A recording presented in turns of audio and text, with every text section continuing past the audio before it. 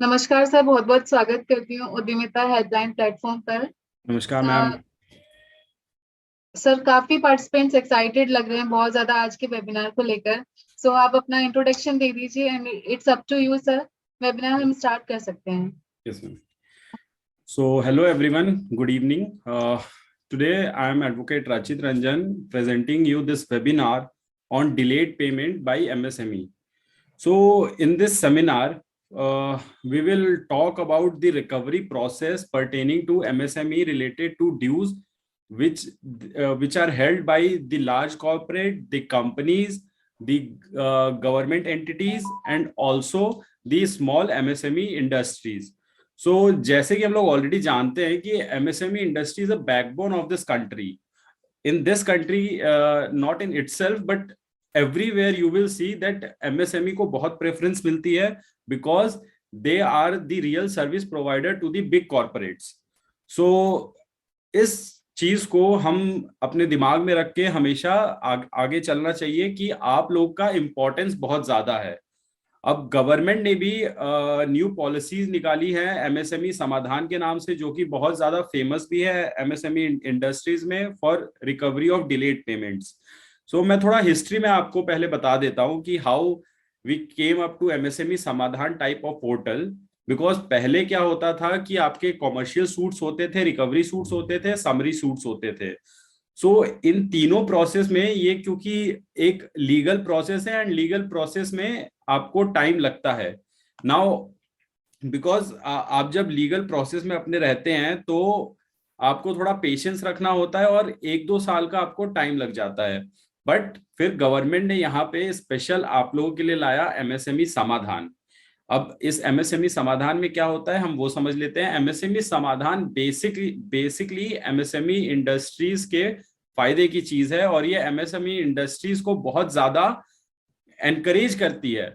Because जो हम लोग का जो क्रेडिट लिमिट होता है या जो लिक्विडिटी कैश होती है एमएसएमई में बहुत लिमिटेड रहती है, बहुत कम मार्जिन पे रहती है। और वहां पे अगर आपका कहीं पे मनी फंस जाए, कहीं पे आपका अमाउंट रुक जाए, कहीं पे पैसा रुक जाए आपका, तो आपका एमएसएमई इंडस्ट्रीज बहुत ज्यादा डिस्ट्रॉय होने लग जाती है। आपका इंडस्ट्रीज मैंने ऐसे भी केसेस देखे हैं जहां पे इंडस्ट्रीज को बंद करना पड़ गया because of delayed payment.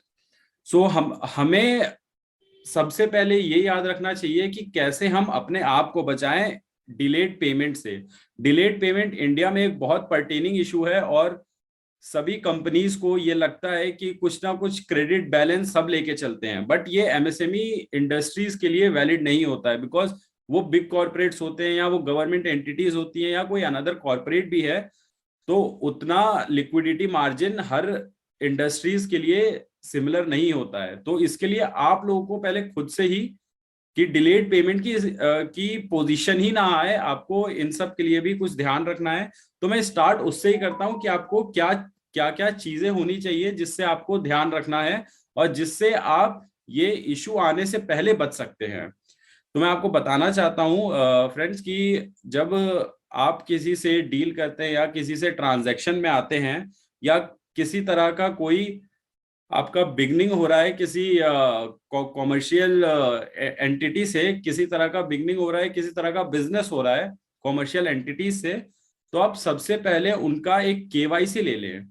KYC बहुत जरूरी होता है क्योंकि आप देखिए बैंक्स में भी केवाईसी को बहुत ज्यादा इंपॉर्टेंस दिया जाता है। वैसे ही आप लोगों को भी एक इंपॉर्टेंस देखना है। आप अपना एक डाटाबेस बनाएं कि आपके कौन से क्लाइंट्स हैं, उनके परमानेंट एड्रेसेस कहाँ पे हैं।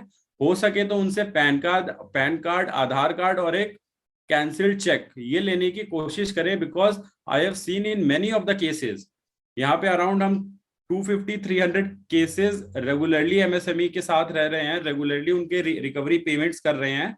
And most of the them 30-40% MSME industries का ये प्रॉब्लम होता है कि वो अपोजिट पार्टी को कांटेक्ट नहीं कर पाते हैं। इन केस वो कॉल कर रहे हैं अपने ड्यूज क्लियर करवाने के लिए या ड्यूज पेमेंट के लिए वो कॉल कर रहे हैं, तो सामने वाला अगर कॉल ना उठाए या किसी कारण से उसका कॉल ना लगे, तो हमारे पास कोई और मेथड नहीं होता है ये जानने का कि हम कैसे उसको अप्रोच करें, ना हमें उनका एड्रेस पता होता है, ना हमें उनका ईमेल आईडी पता होता है, ना इवन हमें उनका बैंक अकाउंट्स पता होते हैं, क्योंकि कई बार हमने बैंक्स के साथ कोलैबोरेट करके हमने बैंक्स की मदद से एड्रेसेस निकाले हैं अदर एंटिटीज के, जो कि ड्यूज लेके बैठ गए थे। तो इस तरह की प्रॉब्लम आपको और इस प्रोसेस को लेंदी बना देती है। तो आप लोगों को फ्रेंड्स ये करना है कि अपना एक एक एक्सेल शीट पे एक अपना डाटाबेस बनाएं, जिसमें आप जिससे भी जो ट्रांजैक्शन कर रहे हैं उनके कुछ डिटेल्स आपके पास होने चाहिए। कुछ डिटेल्स एज इन कि उनका एड्रेस आपके पास होना चाहिए, उनकी जो प्रॉपर आईडी कार्ड है वो आपके पास होना चाहिए, जीएसटी नंबर आपके पास होना चाहिए, उनका कहाँ कहाँ फैक्ट्री है, कौन कौन सा प्रिंसिपल प्लेस ऑफ बिजनेस है वो आपको पता होना चाहिए। और कई बार क्या होता है कि एक एमएसएमई दूसरे एमएसएमई से ही डील कर रही होती है, तो क्योंकि वो छोटी कंपनियां हैं तो वो कई बार चीजें बहुत ज्यादा छुपा लेते हैं और जिनके वजह से वो स्किप कर जाते हैं लीगल प्रोसेसेस। तो इन सब चीजों को आपको हमेशा ध्यान रखना है, उनका ईमेल आईडी, फोन नंबर्स, जिस भी तरह के कांटेक्ट नंबर हो, जितने भी कांटेक्ट नंबर हो, आप लोगों के पास वो चीज होनी चाहिए। नेक्स्ट, कि आप जब किसी से कोई ट्रांजैक्शन कर रहे हैं, किसी से किसी भी तरह का बिजनेस कर रहे हैं, फॉर इवन आई से कि फॉर ए सिंगल ट्रांजैक्शन कर रहे हैं, कि किसी ने बोला कि हाँ हमें गुड्स चाहिए, आपने उन्हें गुड्स दिया एंड दैट्स इट, अगर ये भी सिंगल ट्रांजैक्शन हो रहा है तब भी आपके पास कुछ डॉक्यूमेंट्स जो मैंने आपको बताया, एड्रेसेस, पैन कार्ड या उनका ईमेल आईडी, फोन नंबर्स, ये सब उनके रजिस्टर्ड होने चाहिए। अगर छोटी एमएसएमई है तो आपको डायरेक्टर्स के परमानेंट एड्रेस भी पता होना चाहिए। ये आप नहीं निकाल सकते हैं, बट इन केस अगर हो सके तो आप उनका आधार कार्ड मांग लीजिए। आप ये बोल लीजिए कि ये मैंडेटरी है, ये हमें अपने सिस्टम में डालना होता है, ये स्टार्ट करना होता है, कुछ ना कुछ एक्सक्यूज बना के आप उनसे ये सब चीजें रिकवर कर सकते हैं। ये सब चीजें स्टार्टिंग में ही ले ली जाती हैं, जैसे कि एक बैंक लेता है, या आप किसी बड़े कॉर्पोरेट से भी अगर डील करते हैं, अगर आप एक टेंडर में आप अपना सबमिशन डालते हैं तो उसमें भी ये सारी डिटेल्स आपसे पूछी जाती हैं, because it's better to know your opponent, क्योंकि आप जिससे डील कर रहे हैं वो बेसिकली ओपोनेंट ही हैं आपके। और इसीलिए ये सब चीजें आपको रिकवरी में बहुत क्विक रिकवरी में आपको बहुत साथ देंगी, इन केस अगर आपका डिफॉल्ट हो जा रहा है पेमेंट में। नाउ नेक्स्ट थिंग इज कि आप जब किसी से किसी भी तरह का ट्रांजैक्शन करते हैं, किसी भी तरह का बिजनेस करते हैं, it's better to have a contract.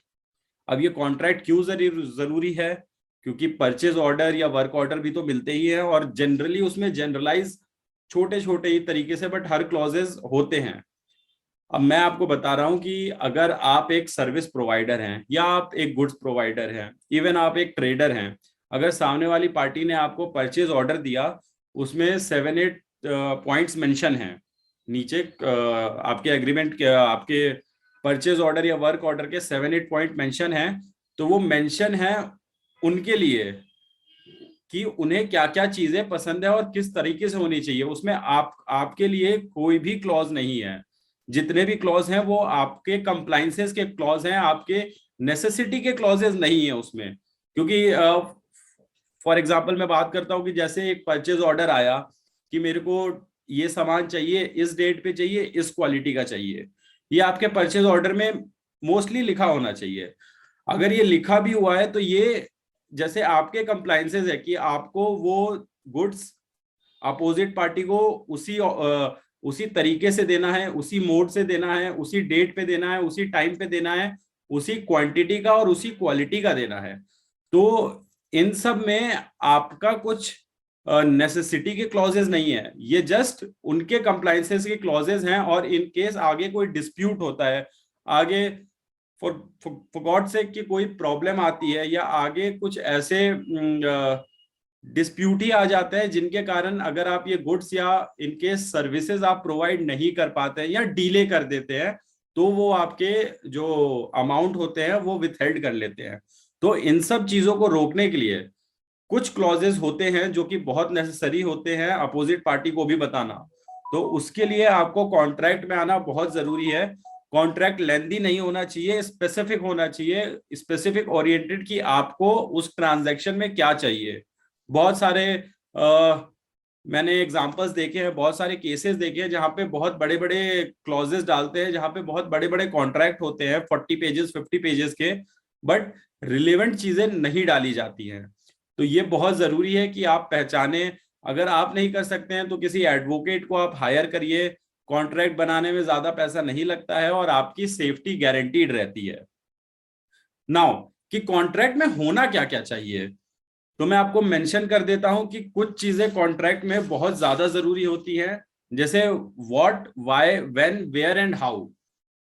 अगर आप किसी से कोई ट्रांजैक्शन कर रहे हैं, किसी से कोई बिजनेस कर रहे हैं, तो किस चीज का बिजनेस कर रहे हैं, अपोजिट पार्टी को वो सामान क्यों चाहिए। बिकॉज आप ये बात समझिए कि आप अगर कोर्ट में अगर अपोजिट पार्टी ने आपका पैसा विथहेल्ड कर लिया है और अपोजिट पार्टी ये बोल रही है कि इन्होंने 10 दिन का डिले किया हमें सामान पहुंचाने में, इसलिए हमने इनके इतने पैसे काट लिए हैं या इनका पूरा ही अमाउंट हमने होल्ड पे रख दिया है, तो आप वहां पे इनको ये बता सकते हैं कि इवन दो हमने 10 दिन का डिले लिया, वो 10 दिन का डिले हम एक्सप्लेन कर सकते हैं आप कोर्ट ऑफ लॉ में, उसमें कोई दिक्कत नहीं होती है। बट उन 10 डेज में उनको कोई डैमेजेस नहीं हुआ है तो वो हमारे अमाउंट विथहेल्ड नहीं कर सकते हैं।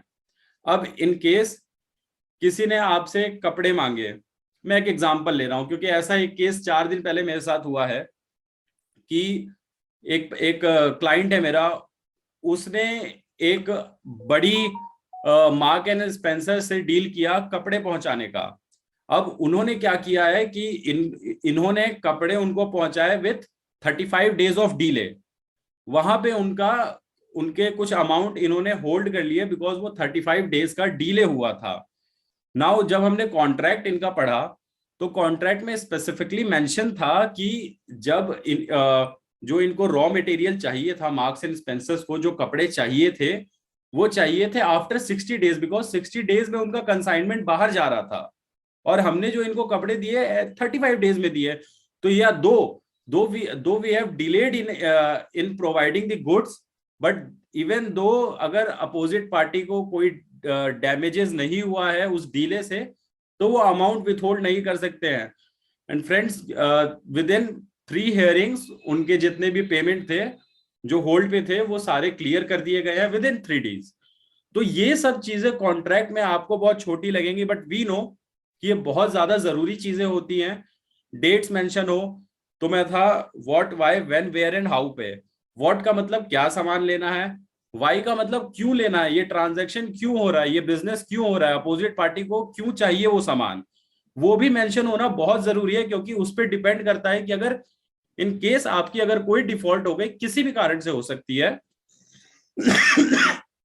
या तो क्वालिटी को लेकर हो सकती है, नहीं तो टाइम को लेकर हो सकती है कि आपने डिलीवरी लेट पहुंचाया या क्वालिटी खराब की है आपने, तो हमें ये प्रूफ करना होता है कि अपोजिट पार्टी को कोई डैमेज नहीं हुआ है, इवन दो कि हमने थोड़ा बहुत डिले किया है because of some or the other reasons.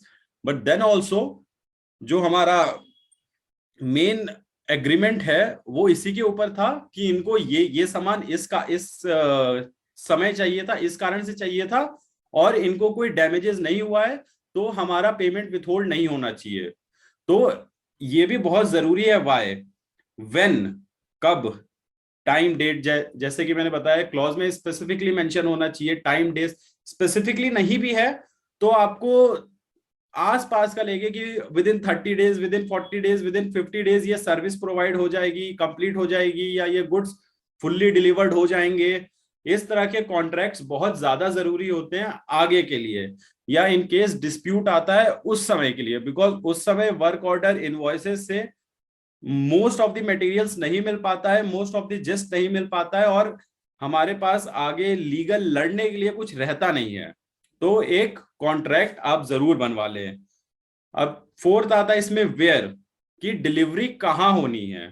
अब इसके अलग अलग पॉइंट्स हो सकते हैं और अलग अलग क्लॉजेस हो सकते हैं कि बिकॉज बहुत जगह ऐसे होता है कि अलग अलग जगह पे डिलीवरी होती है, कहीं पे सिर्फ एक ही जगह डिलीवरी होती है और कहीं पे बायर खुद आके लेके जाता है। तो उस तरह से आपको क्लॉजेस बन जाते हैं, उसमें कोई दिक्कत नहीं आती है। बट ये भी क्लॉज बहुत इंपॉर्टेंट है।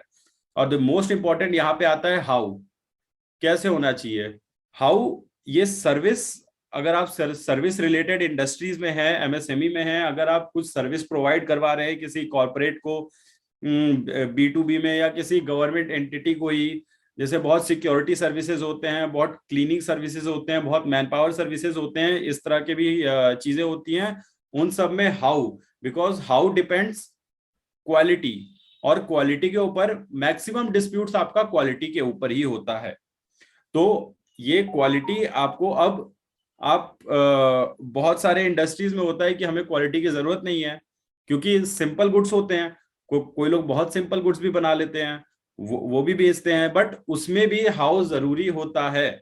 बिकॉज अगर आपका 5-10 लाख रुपए भी अटक जाए, you are an MSME industries, तो ये आपको, आपके इंडस्ट्रीज को बहुत ज्यादा इफेक्ट करता है। तो you need to be super secure about it, कि हाँ, कि मेरे पैसे नहीं जाने चाहिए। और इन केस अगर विथहोल्ड हो भी जा रहे हैं, डिस्प्यूट हो भी जा रहे हैं, क्योंकि आप बिजनेस कर रहे हैं, डिस्प्यूट होंगे, आज नहीं कल नहीं, किसी ना किसी के साथ होंगे। तो उस समय के लिए ये हाउ बहुत ज्यादा जरूरी रहता है, कि क्वालिटी के ऊपर क्या मीटिंग ऑफ माइंड थी पार्टीज की, ये कोड बहुत ज्यादा देखते हैं। तो इस तरह से आपको कॉन्ट्रैक्ट स्पेसिफिक तरीके से, स्पेसिफिक ओरिएंटेड होता है, आपका पर्सनल कॉन्ट्रैक्ट बनाया जाता है। हम भी बनाते हैं, हमने बहुत लोगों के बनाए भी हैं, बहुत एमएसएमई इंडस्ट्रीज के अभी बना भी रहे हैं हम लोग। तो इस तरह से आप खुद से भी कॉन्ट्रैक्ट बना सकते हैं, बट खुद से उतना ज्यादा आप लोगों को नॉलेज नहीं होता, या उतना स्पेसिफिक आपको पता नहीं है कि कौन कौन से पॉइंट पे ग्लिचेस आते हैं। ये हमें पता है, या जो आपके एडवोकेट है उनको पता होंगे। तो आप प्लीज एक कॉन्ट्रैक्ट बना के ही आप एंटर करें इस बिजनेस में, किसी के भी साथ। नाउ नेक्स्ट थिंग, कि अगर आप बिजनेस में एंटर कर गए हैं, आपको वर्क ऑर्डर मिल गया है, आपको परचेज ऑर्डर मिल गया है, आपको सामान पहुंचाना है, तो आपने जब सामान पहुंचाया, जब, तो आपके पास कुछ चीजें, आपके पास डॉक्यूमेंटेड हमेशा होनी चाहिए। जब आप सामान पहुंचा रहे हैं, वो ट्रांसपोर्ट रिसीट या ईवे बिल आपके पास होना चाहिए, प्रूफ ऑफ सर्विस होना चाहिए आपके पास, प्रूफ ऑफ डिलीवरी होनी चाहिए आपके पास। क्योंकि अब आजकल का ट्रेंड है, सुप्रीम कोर्ट ने भी अभी रिसेंटली जजमेंट निकाला है, जिसमें ये बोला गया है कि ट्रांसपोर्ट रिसीट प्रूफ के तौर पे होना जरूरी है। और सुप्रीम कोर्ट से पहले भी हम भी जो फाइलिंग करते थे एमएसएमई में, उसमें ट्रांसपोर्ट रिसीट जरूर लगाते थे। उससे क्या होता है कि हमारा और टाइम कम जा रहा है, बिकॉज अपोजिट पार्टी को हमने ये बोलने का मौका ही नहीं दिया कि नहीं, हमें, जैसे आपने क्लेम किया कि ये मेरे 10 इनवॉइसेस हैं, इन 10 इनवॉइसेस की डिलीवरी नहीं हुई है, तो अपोजिट पार्टी आके बोलते हैं कि हमने डिलीवरी इसलिए नहीं किया था क्योंकि 7 इनवॉइसेस इसमें करेक्ट है, हमारे पास आई है 7 इनवॉइसेस की डिलीवरी, हमारे पास 3 की डिलीवरी नहीं आई। अब जो हमारी पार्टी है, जो क्लाइंट है, वो बैठ जाते हैं कि हाँ, कि हमारे पास वो डिलीवरी रिसीट ही नहीं है, वो ईवे बिल्स ही नहीं है, तो हमारे पास खुद ही प्रूफ नहीं है, हमारे पास कोई एक्नॉलेजमेंट नहीं है कि हमने अपोजिट पार्टी को वो सामान दिया। तो मैं आपको ये एडवाइस करना चाहता हूं एज ए लॉयर, कि आप हमेशा कोई भी ट्रांजैक्शन कर रहे हैं, कोई भी गुड्स प्रोवाइड कर रहे हैं, कोई भी सर्विस प्रोवाइड कर रहे हैं, तो उसको 3 इयर्स तक, उसके एविडेंस को, उसके डॉक्यूमेंट्स को एटलीस्ट 3 इयर्स तक आप सेव करके रखें, आप उसको रिकॉर्ड करके रखें। बिकॉज इन केस जरूरत पड़े तो आपके पास वो ये सब चीजें अवेलेबल होनी चाहिए। इन सब चीजों से क्या होता है कि अपोजिट पार्टी को ज्यादा चांस नहीं मिलता है कुछ क्वेश्चन करने का या कोई डिस्प्यूट रेज करने का, उसको एमएसएमई समाधान में, और for in the case summary suit या रिकवरी सूट्स में भी। तो अपोजिट पार्टी को ये बोलने का मौका नहीं मिलता है कि हाँ, हमने 10 में से 7 ही इनवॉइसेस इनके ट्रू है, 8 इनवॉइस ट्रू है, या इन्होंने दो इनवॉइस एक्स्ट्रा डाले हैं, वो हमारे लेजर से मैच नहीं कर रहे हैं। There are an number of arguments which opposite party produces in court, कि ये नहीं हुआ था, वो नहीं हुआ था, 10 तरीके की चीजें बोलते हैं। उससे बेटर है कि आप अपने फायदे के लिए, और ये क्विक रिकवरी के लिए, क्विक रिकवरी एमएसएमई समाधान में पॉसिबल है। मेरे पास बहुत ज्यादा ये भी क्वेरीज आती है कि एमएसएमई समाधान क्विक रिकवरी के लिए था, और उसमें भी 1 साल 1.5 साल लग जाते हैं। तो वो 1-1.5 साल इसलिए लगते हैं बिकॉज डॉक्यूमेंटेशन हमारे पास ही प्रॉपर नहीं होता है। जो क्रेडिटर होता है, जो मतलब सेलर होता है, जो एमएसएमई इंडस्ट्री होता है, उसी के पास डॉक्यूमेंटेशन प्रॉपर नहीं होता है। सेकेंड थिंग, जब आप डिलीवरी कर रहे हो तो आपके पास रिसीट तो होना ही चाहिए, जो भी ट्रांसपोर्टेशन आप यूज कर रहे हो। और इन केस अगर आप सर्विस में हैं तो आपके पास डेली का साइनिंग होना चाहिए उनका। ये बहुत जरूरी होता है सर्विस इंडस्ट्रीज के लिए, मैं ये बताता हूँ, क्योंकि सर्विस इंडस्ट्रीज में ये गैप बहुत बार देखा गया है कि रैंडम डेट्स को अपोजिट पार्टी बोल देती है कि उस दिन ये अवेलेबल नहीं थे, या उस दिन कुछ हो गया था, उस दिन कुछ हो गया था। तो सब कुछ डॉक्यूमेंटेशन होना चाहिए इसका।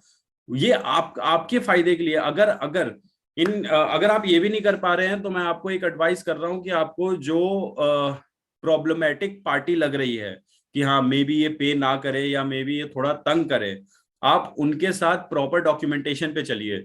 अगर आप सर्विस इंडस्ट्रीज में हैं, वो अगर आपको कुछ वर्बली भी बोल रहे हैं कि यार आज का काम अच्छा नहीं हुआ आपका, इन केस अगर उन्होंने आपने मैन पावर प्रोवाइड की हुई है, आज वो बोल रहे हैं कि आपके 2 बंदे कम आए थे आज, या कुछ प्रॉब्लम हो गया आपकी वजह से वहां पे आप सर्विस नहीं दे पाए, तो इसकी वजह से कुछ प्रॉब्लम हो गया, तो ये सब का आप मेल करिए उनको, मेल पे रिवर्ट करिए।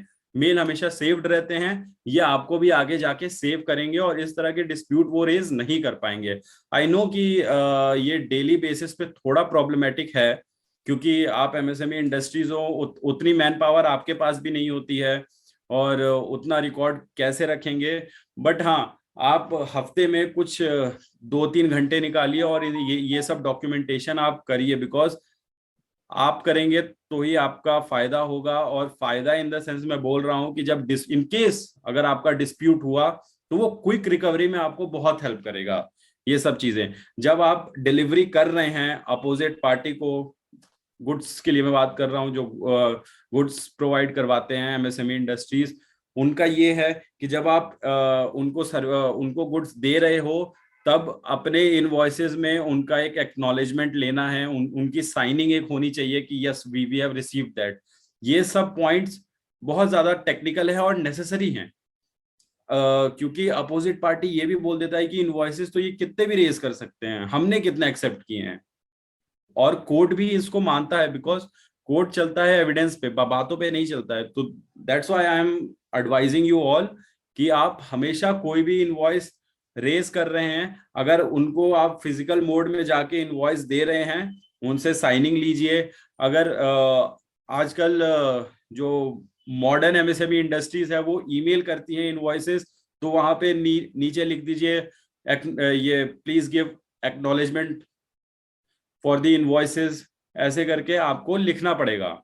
एंड नेक्स्ट थिंग, कुछ कुछ चीजें और हैं जिससे आप अपने आप को सेव कर सकते हैं। उसमें से एक चीज और है, ईमेल मैंने बता दिया।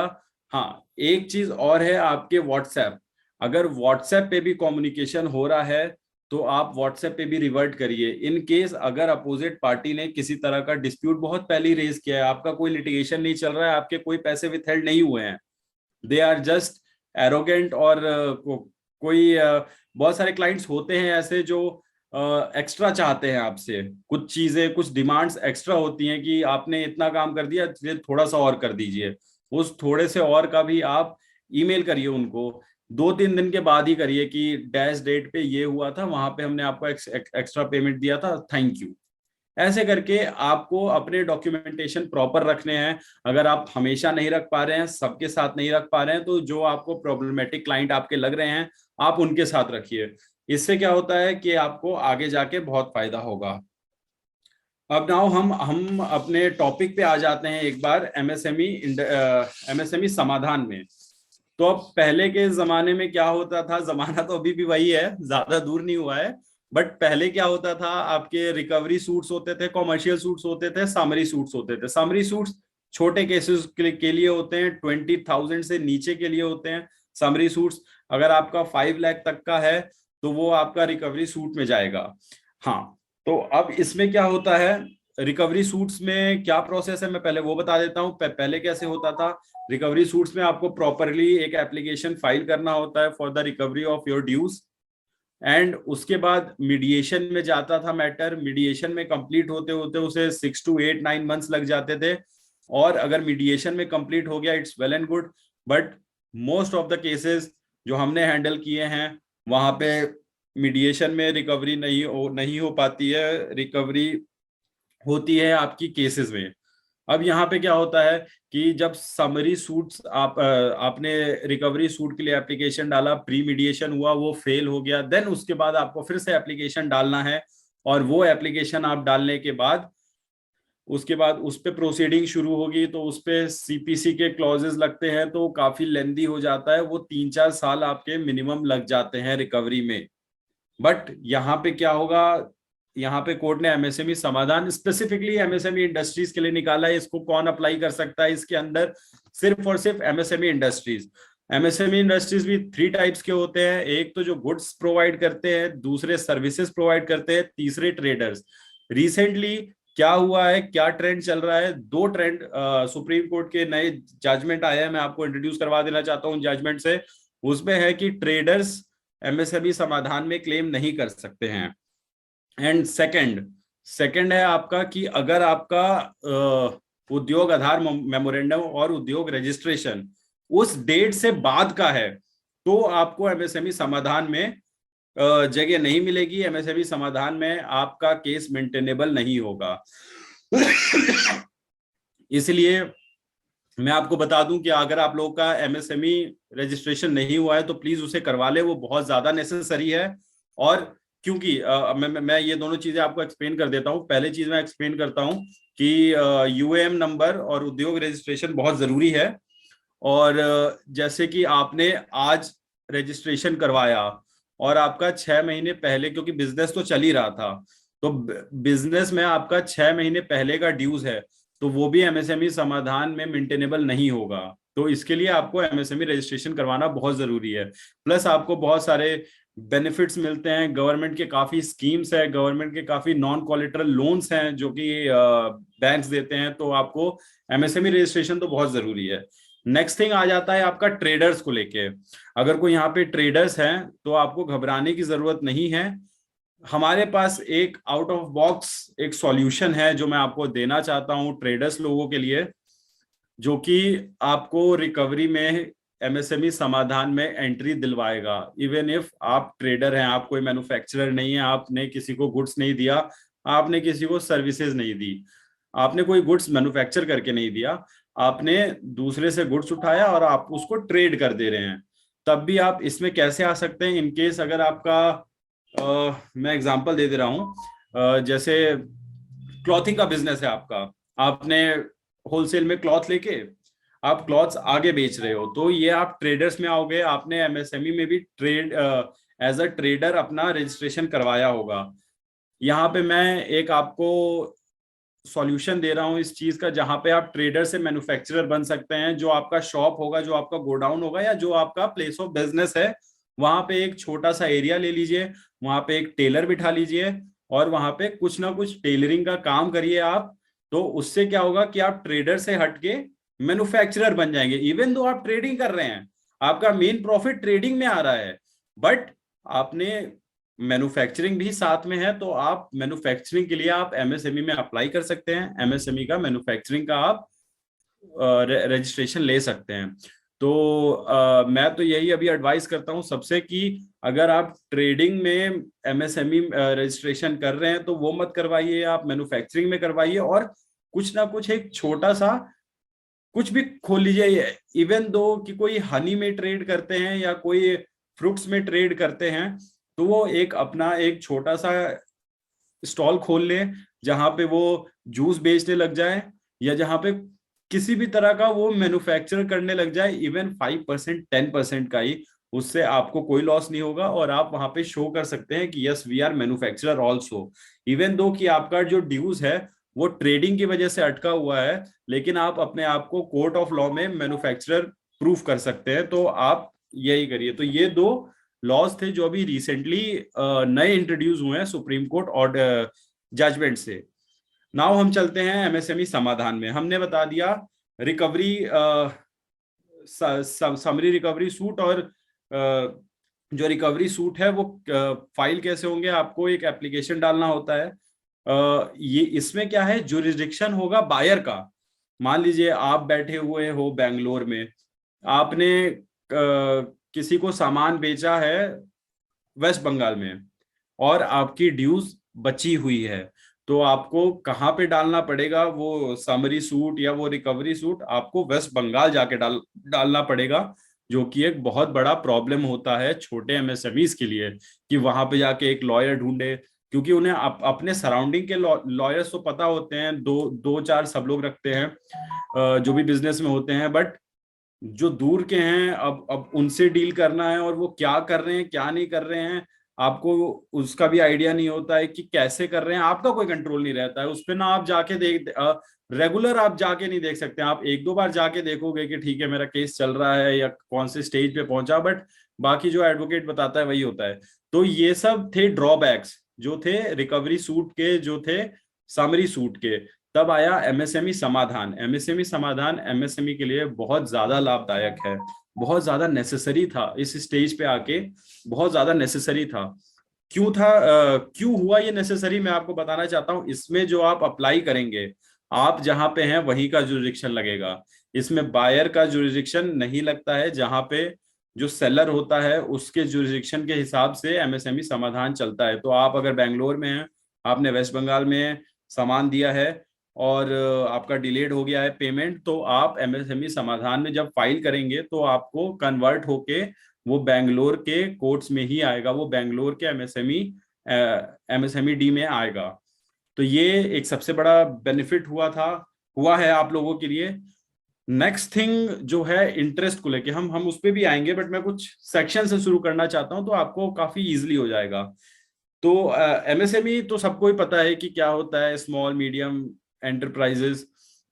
और एमएसएमई समाधान भी जो मीडियम एंटरप्राइजेस हैं उनके लिए नहीं है, सिर्फ माइक्रो एंड स्मॉल के लिए हैं। तो आपको ये भी थोड़ा ध्यान रखना होगा। नाउ सेक्शन 15 आपका बोलता है delayed payment, recovery to delayed payment. तो सबसे पहले मैं आपको ये बता दूं व्हाट इज डिलेड पेमेंट।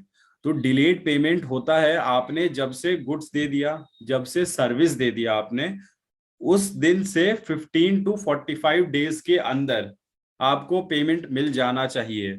अब बहुत लोगों के ये भी क्वेरीज होते हैं कि जैसे उनका गवर्नमेंट से टेंडर है या उनके बिग कॉर्पोरेट से टेंडर है, वो तो बोलते हैं कि 60 डेज क्रेडिट पीरियड चाहिए हमें, 90 डेज क्रेडिट पीरियड ही चाहिए, हमारा तो कंपलसरी है। तो आप वेल एंड गुड, आप उस चीज पे डॉक्यूमेंट्स पे साइन कर सकते हैं, बिकॉज कोई भी प्राइवेट डॉक्यूमेंट हमारे स्टैच्यूट से बड़ा नहीं है।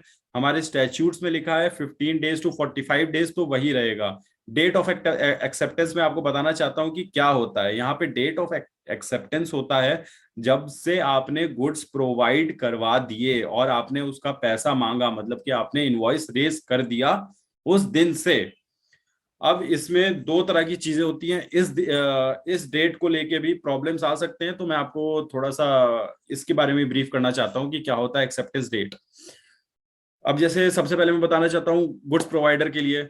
गुड्स प्रोवाइडर को एक कॉन्ट्रैक्ट आया, मतलब एक ऑर्डर आया कि आपको इस डेट पे प्रोवाइड करवा देना है इतने गुड्स। आपने प्रोवाइड करवा दिया, आपने 5 दिन के बाद इनवॉइस रेज कर दिया उस चीज का, तो जो 5वें दिन से आपने इनवॉइस रेज किया है उस दिन से काउंट होगा आपका एक्सेप्टेंस डेट। अगर उस इनवॉइस पे उनके एक्नॉलेजमेंट है तो, इसलिए मैंने आपको स्टार्टिंग में ही बताया कि इनवॉइसेस पे एक्नॉलेजमेंट लीजिए। अगर ईमेल पे आप इनवॉइस भेज रहे हैं तो नीचे एटलीस्ट उनके लिख दीजिए please acknowledge the same, please acknowledge the invoices. इस तरह की चीजें जरूरी होती है। एक चीज मैं और स्टार्टिंग में भूल गया था कि अगर आप किसी के साथ रनिंग अकाउंट में हैं, उनका काम करे जा रहे हैं, या उन मतलब कि काफी अच्छे बिजनेस आते हैं वहां से, काफी अच्छे ऑर्डर्स आते हैं वहां से, काफी लंबा आपका चल रहा है 2-3 साल तक, तो आप मंथली बेसिस पे उनसे लेजर शेयर करें अपना, क्योंकि अमाउंट में कोई प्रॉब्लम नहीं आनी चाहिए। ये सब छोटी छोटी प्रॉब्लम्स है जो आगे चल के हमें डेट्स लेने के लिए मजबूर कर देती हैं। अगर आपके पास सारे डॉक्यूमेंट्स होंगे, आपके पास सब कुछ परफेक्ट होगा, तो 2 से 3 दिन में आपके ऑर्डर आ जाते हैं। तो इसीलिए आप जब भी कोई इनवॉइस रेज करें, आप हमेशा उसका एक्नॉलेजमेंट ले। यहाँ पे अपोजिट पार्टी क्या कर सकती है, जो बायर है वो क्या कर सकता है कि इसमें आपको 1 महीने बाद, या आपने कभी लीगल नोटिस उनको दिया कि भैया हमारे ड्यूज पेमेंट कर दीजिए, तो भी वो आपको ये बोल सकते हैं कि नहीं, आपके उस दिन का गुड्स खराब था, या उस दिन की सर्विसेज आपकी अप टू द मार्क नहीं थी।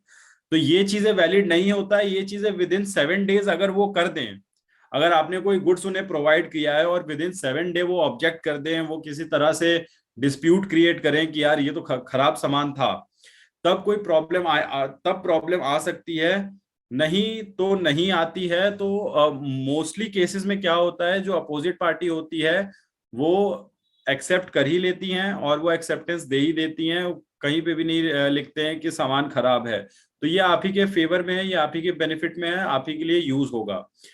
हम आ जाते हैं एक्सेप्टेंस पे। अब तो आपका जो डेट ऑफ इनवॉइस है वही डेट ऑफ एक्सेप्टेंस रहेगा, इन केस अगर अपोजिट पार्टी ने एक्नॉलेजमेंट दिया है तो। नेक्स्ट थिंग हम आते हैं कि क्यों ये आपके लिए बहुत बेनिफिशियल है, एमएसएमई इंडस्ट्रीज के लिए क्यों बेनिफिशियल है। क्योंकि ये चलता है कंपाउंडिंग इंटरेस्ट से। अगर इन केस मैं गवर्नमेंट एंटिटी के लिए भी आपको ये सजेस्ट करना चाहता हूं कि आप किसी गवर्नमेंट आप किसी आपको कोई टेंडर मिल चुका है, आप किसी गवर्नमेंट एंटिटी के लिए काम भी कर रहे हैं, उन्होंने 90 डेज का पीरियड रखा हुआ है, आप वो काम करिए, 90 डेज में उनसे पेमेंट ले लीजिए, एंड देन एमएसएमई में फॉर इंटरेस्ट फाइल कर लीजिए। आप इवन फॉर इंटरेस्ट भी फाइल कर सकते हैं एमएसएमई में, अगर आपको पता है 40 डेज के अंदर पेमेंट नहीं हुआ है तो। इसमें जो इंटरेस्ट लगता है वो 3 times of bank rate as described by RBI है, विद कंपाउंडिंग इंटरेस्ट। तो यहाँ पे अगर आपका 5 लाख भी फंसा है, तो वो 1 साल के अंदर अंदर 1.5 से क्या नाम है उसका 8 to 9 lakhs हो जाता है। तो अप्रोक्स डबल हो जाता है, इतने ज्यादा हाई मार्जिन पे इंटरेस्ट रेट एमएसएमई ने अपना रखा हुआ है। तो आप ये सब चीजें भी कर सकते हैं कि अगर आपको पेमेंट मिल भी गया है, लेकिन आपको पता है कि 90 डेज या 120 डेज के बाद आपको मिला है, आपको बहुत कॉल करने के बाद, बहुत ज्यादा परेशान होने के बाद आपको पैसे मिले हैं, तो आप इंटरेस्ट के लिए भी एमएसएमई में फाइल कर सकते हैं। नाउ अब क्या होता है कि अब आते हैं गाइडलाइंस कि क्या कैसे आपको प्रोसीड करना है इस डिलेड पेमेंट की रिकवरी में एमएसएमई समाधान के साथ। मैं स्पेसिफिकली एमएसएमई समाधान के साथ का बता रहा हूं आपको। तो इसमें आपको क्या करना होता है, सबसे पहले आप एक लीगल नोटिस उन्हें बना के भेजिए। लीगल नोटिस एक लॉयर से ही, आई विल सजेस्ट एक लॉयर से ही बनवाइए, बिकॉज वो एक अच्छा लीगल नोटिस बनाएगा, बहुत लीगल पॉइंट उसमें डालेंगे। लीगल पॉइंट क्या होते हैं, स्पेसिफिक पॉइंट्स होते हैं कि क्यों नहीं रिकवरी हो रही है और क्यों नहीं हमारे ड्यूज क्लियर किए जा रहे हैं। प्लस आप एक कैलकुलेशन शीट भी डालिए, इवन दो 5-10 दिन का ही डिले है, तब भी आप कैलकुलेशन शीट डालिए, वहां पे अपना इंटरेस्ट दिखाइए। तभी अपोजिट पार्टी को ये रियलाइज होता है कि बंदा इंटरेस्टेड है, ये पार्टी इंटरेस्टेड है, और ये लिटिगेशन करेंगे। इन केस अगर इनका पेमेंट नहीं दिया तो ये आगे प्रोसीड करेंगे, केस को आगे बढ़ाएंगे। अगर एक अच्छा लीगल नोटिस जाता है, उससे ये इंप्रेशन पड़ता है अपोजिट पार्टी पे कि ये यहाँ पे नहीं रुकेंगे और ये आगे जाएंगे। तो इन केस अगर वो देने वाले होते हैं, या अगर उनको कोई प्रॉब्लम होती है, तो वो रिप्लाई करते हैं उसका। ये इसमें भी 3 पार्ट्स हो जाएंगे। या तो आपके लीगल नोटिस का रिप्लाई आएगा, नहीं तो आपको पेमेंट ही आ जाएगा। पेमेंट ही आ जाएगा तो वेल एंड गुड, वहीं पे सारी बातें खत्म।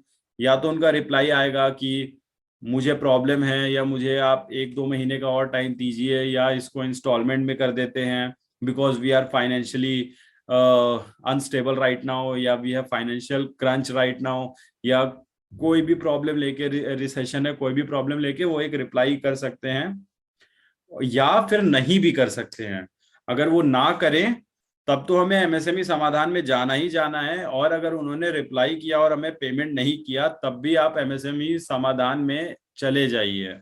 अब एमएसएमई समाधान में आप सबसे पहले आप अपनी जो आप एमएसएमई समाधान के वेबसाइट पे जाएंगे, तो वहां पे आपको इनवॉइसेस और अपने वर्क ऑर्डर अपलोड्स करने पड़ते हैं।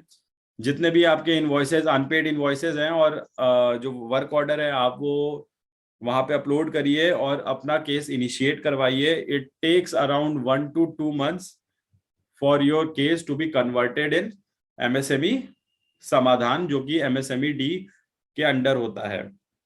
अब मैं थोड़ा आपको यहां तक आपको होपफुली समझ में आ गया होगा कि एमएसएमई समाधान में स्टार्टिंग कैसे करते हैं। फर्स्ट मैंने बताया लीगल नोटिस दीजिए।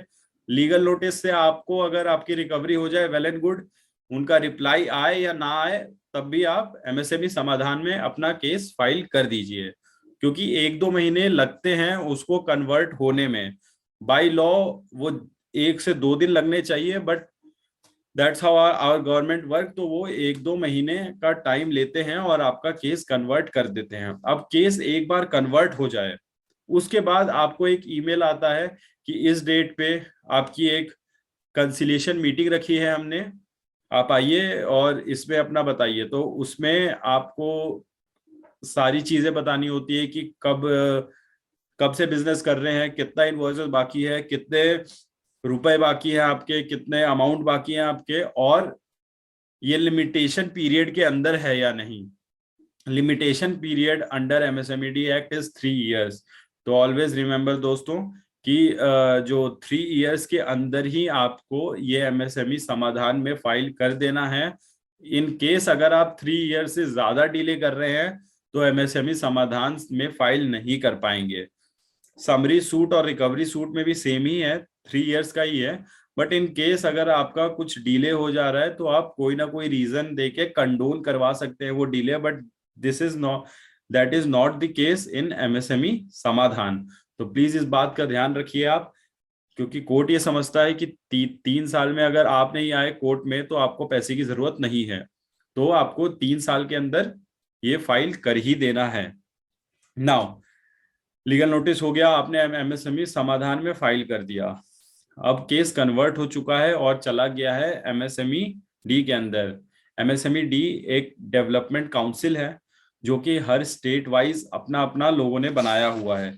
अब इसमें क्या होता है मैं आपको बता देता हूं, बहुत ज्यादा जरूरी है। Section 21 of MSME D act, आप लोगों को पता होना चाहिए कि आपके जजेस कौन हैं। बेसिकली लॉयर्स को पता होना चाहिए, बट हेयर अगर क्लाइंट्स भी थोड़े, मैं आपको एक्स्ट्रा थोड़ा पॉइंट्स बता रहा हूं कि आपको थोड़ा कॉन्फिडेंट आए इस एमएसएमई समाधान के स्कीम में। मैं ऐसा क्यों बता रहा हूं, सेक्शन 21 आप देखिएगा, उसमें है मेंबर्स ऑफ एमएसएमई डी कि आपका केस कौन देखेगा। कंसिलिएशन, मैंने बोला कि जब केस कन्वर्ट हो गया है तो आपको एक ईमेल आएगा कि इस डेट को आपको आ जाना है, बट आप वो जजेस कौन रहेंगे। तो मैं यहाँ पे आपको डिफरेंस बता देता हूँ रिकवरी और समरी सूट और एमएसएमई समाधान का। रिकवरी समरी सूट में आपके जजेस रहते हैं जो कि जुडिशियल जजेस रहते हैं, तो उन्हें सिर्फ एविडेंस से मतलब रहता है कि आपके पास ये टोटल एविडेंस होने चाहिए और अपोजिट पार्टी कोई डिस्प्यूट नहीं कर रहा है, तभी वो ऑर्डर देंगे उस चीज को कि हाँ आपके ड्यूज सही है और आपकी रिकवरी होनी चाहिए। एमएसएमई समाधान में क्या होता है, जो मेन प्लेयर्स रहते हैं, जो मेन मेंबर्स रहते हैं एमएसएमई समाधान के, जो आपके कंसिलिएशन सुनेंगे, वो रहते हैं आपके directorate of industries. Her state में एक डायरेक्टरेट ऑफ इंडस्ट्रीज रहता है, एक रहते हैं representative of association of local bodies. जो लोकल एमएसआई बॉडीज रहती हैं, आप देखेंगे कि आपके स्टेट में भी मान लीजिए आप आयुर्वेदा का काम कर रहे हैं तो एक एसोसिएशन रहता है उसका, या आप ट्रेडर्स ही हैं तो एक ट्रेडर्स का भी एसोसिएशन रहता है, आप गुड्स मैन्युफैक्चर किसी टाइप का कर रहे हैं उनका भी कोई ना कोई एसोसिएशन हर बिजनेस में रहता है। वैसे ही जितने भी एसोसिएशन रहते हैं उनमें से कोई एक अपॉइंट होता है रिप्रेजेंटेटिव, कि आपका ही वो मतलब कि वो आप ही के जगह से आया है, वो भी एक बिजनेसमैन ही है और जो कि एमएसएमई में ही काम करता है। उस रिप्रेजेंटेटिव को पकड़ के वो मेंबर बनाया जाता है। थर्ड होते हैं बैंक्स और फाइनेंशियल इंस्टीट्यूशंस के लोग होते हैं। फोर्थ होता है स्पेसिफिक नॉलेजेबल पर्सन, जो कि एमएसएमई और रिकवरी में कोई नॉलेजेबल पर्सन है जिन्होंने एक्स्ट्रा ऑर्डिनरी कुछ किया हुआ है, उनको अपॉइंट किया जाता है एज अ एमएसएमईडी मेंबर्स। तो इनमें से चारों के चारों जजेस नहीं होते हैं, they are proper businessman. Directorate of industries are meant for MSME only, और जो रिप्रेजेंटेटिव होते हैं वो आप ही के जगह से उठ के आए हुए रहते हैं। तो ये सब जो इन्वायरमेंट आपको वहां मिलता है तो वो आपको थोड़ा फेवरेबल इन्वायरमेंट मिलता है और वहां नेगोशिएशन बहुत अच्छा हो पाता है instead of going for summary suit और रिकवरी सूट।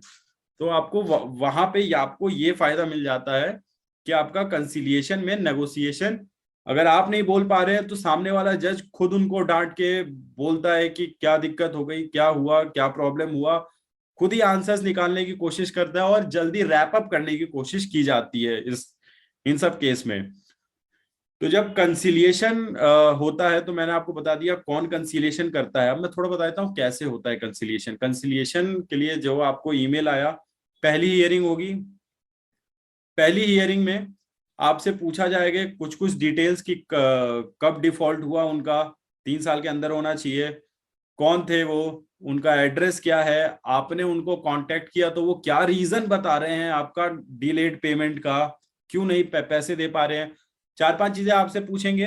उनके बाद आपको नेक्स्ट डेट मिलेगी और आपको एक प्रॉपर एप्लीकेशन, एक स्टेटस फाइल करना होगा। इसी बीच आपको नेक्स्ट डेट के अंदर वो एप्लीकेशन आप फाइल करिए। उसके बाद अपोजिट पार्टी आता है। अब इसमें भी 2 कंडीशंस होते हैं, या तो अपोजिट पार्टी प्रेजेंट नहीं होते हैं, अगर वो बिग कॉर्पोरेट हैं या गवर्नमेंट एंटिटी है तो ऑब्वियसली वो प्रेजेंट होंगे। बट यहाँ पे कुछ एमएसएमईज जो कि चीटिंग और फ्रॉड करने के लिए ही उतरते हैं, क्योंकि मैं लिटरली ये वर्ड बोल रहा हूँ क्योंकि I have seen various type of industry in every sector, whether is FMCG ले लीजिए, आयुर्वेदा ले लीजिए, टी वाले में भी ले लीजिए आप, या इवन क्लॉथिंग में भी ले लीजिए। कुछ आपको ऐसे लोग मिलेंगे जो आपसे सामान लेंगे, जो आपसे सर्विसेज लेंगे एंड इंटेंशनली वो पेमेंट डिले करेंगे और वो कोर्ट में भी प्रेजेंट नहीं होंगे। तो उसके लिए आपको एक्स पार्टी में जाना है। अगर आपका अपोजिट पार्टी आ रही है तो वहीं पे कंसिलिएशन होता है एंड जनरली उस कंसिलिएशन में एक ना एक नेगोशिएशन पे ओके दोनों पार्टी कर ही देती हैं। इन केस अगर कंसिलिएशन में नेगोशिएशन नहीं हो पाया, ना आप माने ना वो माने, या दोनों में से कोई भी एक अगर नहीं माना, तो कंसिलिएशन को 1-2 हियरिंग के बाद बंद किया जाता है और आर्बिट्रेशन फिर शुरू होता है। तो यहां तक कंसिलिएशन तक आपको एक भी पैसे नहीं देने हैं एमएसएमई समाधान में। गवर्नमेंट यहां तक आपसे कोई पैसे चार्ज नहीं करेगा अगर आपका कंसिलिएशन में रिकवर हो जाए मनी। अब अगर आपका कंसिलिएशन में रिकवर नहीं हो पा रहा है, तब वो जाएगा आर्बिट्रेशन में। आर्बिट्रेशन में कुछ फीसेस लगती है, हर स्टेट की अलग अलग है। दिल्ली में 3500 है, वेस्ट बंगाल में यही 4500 है, तो मैक्सिमम ये 6-700 तक ही रहती हैं। क्या बोलते हैं, से 6-7,000 तक ही रहती हैं। ज्यादा लेंदी इसमें वो नहीं रहता है, पेमेंट शेड्यूल नहीं रहता है। तो ये भी आपका फायदा है कि थोड़ा सा सस्ते में और जल्दी में हो जाता है। तो जब आप आर्बिट्रेशन में जाते हैं तो वही सिमिलर सिचुएशन आती है कि अपोजिट पार्टी आएंगे कि नहीं आएंगे। अगर अपोजिट पार्टी आ रहे हैं तो वेल एंड गुड रहता है, आप लोग नेगोशिएशन करिए, एक एक किसी अमाउंट पे आइए एंड एंड कर दीजिए उस चीज को। अगर आपके अपोजिट पार्टी नहीं आ रही है तो आप एक्स पार्टे ऑर्डर लीजिए। Ex parte order is as good as normal order. और एमएसएमई समाधान के भी सारे ऑर्डर एक सिविल कोर्ट के ऑर्डर के बराबर के वैल्यू रखते हैं। तो अगर आपको एमएसएमई समाधान से कोई भी रिकवरी का ऑर्डर आ जाए तो, और इन केस, मैं एक एग्जांपल ले ले रहा हूं क्योंकि अभी अभी हमने ये सॉल्यूशन किया है।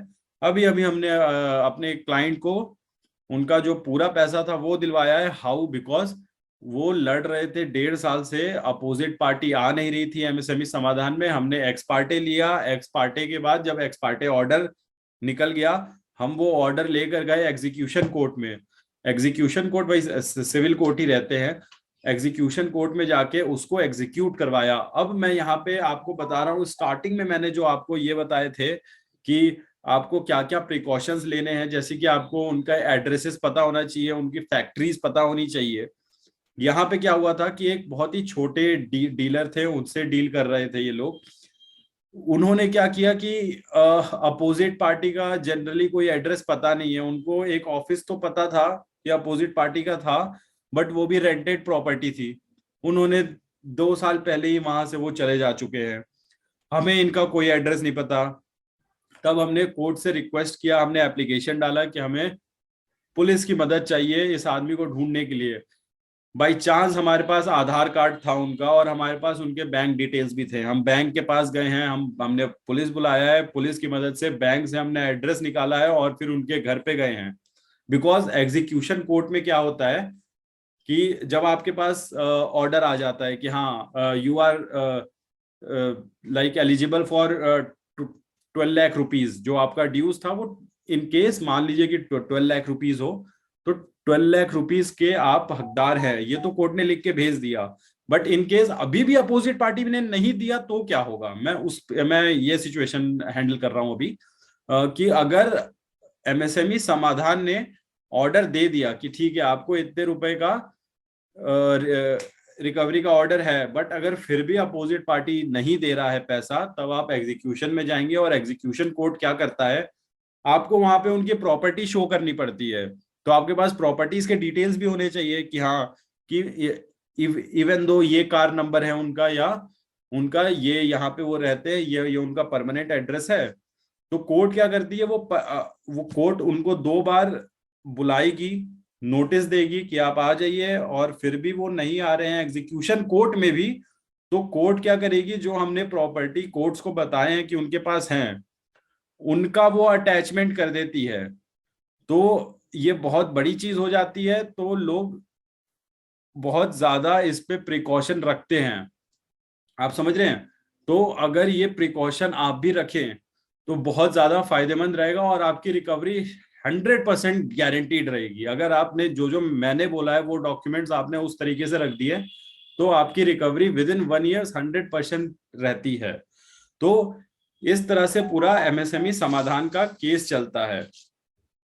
अब इसमें एक और चीज है, क्यों है एमएसएमई समाधान जरूरी। अब इन केस आप समझिए कि मैंने आपको 2 सिचुएशन बताए थे कि आपने एमएसएमई समाधान में फाइल किया, एक केस में पार्टी आ रही है, नेगोशिएशन हो रहा है, आप दोनों ने मान लिया तो well and good, no problem, opposite party ने भी आपको पे कर दिया। इन केस अगर अपोजिट पार्टी नहीं आई है और आपका एग्जीक्यूशन ऑर्डर हो गया है, ठीक है, तब एक रिकवरी आपने वही सिमिलर केस आपने अगर रिकवरी सूट फाइल की है, तो उस ऑर्डर को चैलेंज करने के लिए अपोजिट पार्टी कभी भी हाई कोर्ट जा सकती है या सुपीरियर कोर्ट जा सकती है। बट एमएसएमई समाधान, जो कि एक सिविल कोर्ट के ऑर्डर के बराबर होता है, एमएसएमई समाधान का ऑर्डर, उस ऑर्डर को विद इन 3 मंथ्स के अंदर अपील फाइल करनी है, वरना आपकी राइट टू अपील हट जाती है। और ये अपील फाइल करने से पहले उनको 75% ऑफ द पेमेंट कोर्ट के अंदर डाल देनी होती है। मतलब कि कोई भी अपोजिट पार्टी अपील में इसलिए नहीं जाता है एमएसएमई समाधान में, बिकॉज ये रिक्वायरमेंट है 75% आपको जो रिकवरी आई है, इनकेस मान लीजिए कि 50 लाख की रिकवरी आई है आपकी, तो 75% उसका अगर अपोजिट पार्टी को अपील में जाना है तो 75% उसको कोर्ट में देना होगा, 75% 50 लाख का। तो ये कोई भी कंपनी नहीं करती है और आपसे ही नेगोशिएशन करके आप ही को तुरंत पेमेंट कर देती है।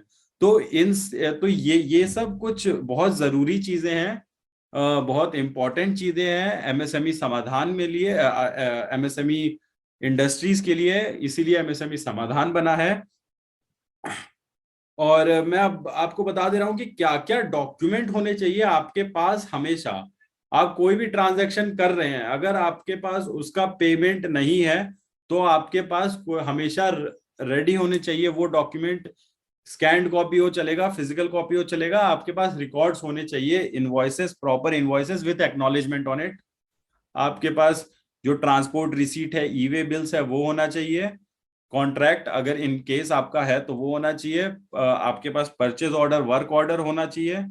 आपके पास कम्युनिकेशन इज वेरी नेसेसरी। यहाँ पे क्या होता है कि आपने किसी के साथ कोई बिजनेस आप कर रहे हो और बीच बीच में क्या हो रहा है कि कोई ना कोई प्रॉब्लम वो लोग या तो वर्बली क्रिएट कर दे रहे हैं, नहीं तो व्हाट्सएप ईमेल पे कुछ ना कुछ प्रॉब्लम डाल दे रहे हैं कि आपने 5 kg भेजा कुछ गुड्स और उसमें से 4 kg ही सही है या 3 kg ही सही है, ऐसे करके। तो आपको उस चीज का रिवर्ट बैक करना है। इवन इन केस अगर वर्बल भी हुआ है ये, तो आप उनको रिवर्ट बैक करिए, बहुत ही आराम से आप मैसेज करिए कि अच्छा आपका जो जो मेरा एक 1 kg जो खराब आपको निकला है, आप please provide photos of it, we will check it and we will cure it accordingly. भले ही आप करें ना करें, दैट्स अनदर थिंग। भले ही उन्होंने सही में बोला है, गलत में बोला है, दैट्स अनदर थिंग। बट आप उनके रिवर्ट का, आप उनके मेल का जरूर रिवर्ट करिए, आप उनके व्हाट्सएप का, डिस्प्यूट हो रहा है जहां, वहां पे जरूर रिवर्ट करिए, अपनी पॉइंट्स वहां पे रखिए, बिकॉज ये लॉन्ग टर्म में बहुत काम आता है। अगर आप एमएसएमई इंडस्ट्रीज में आए हैं तो ये सब छोटी छोटी चीजें ही आपको क्विक रिकवरी दिलवाती है और आपको कंफर्म्ड रिकवरी दिलवाती है, क्योंकि कोर्ट ऑफ लॉ में यही सब डिस्प्यूट्स के ऊपर बातें होती है। तो वही सब डिस्प्यूट्स ही मैंने आपको बताए हैं जिनकी जानकारी आपके पास होनी चाहिए, जिनकी नॉलेज आपके पास होनी चाहिए, बिकॉज ये आपके लिए ही जरूरी है।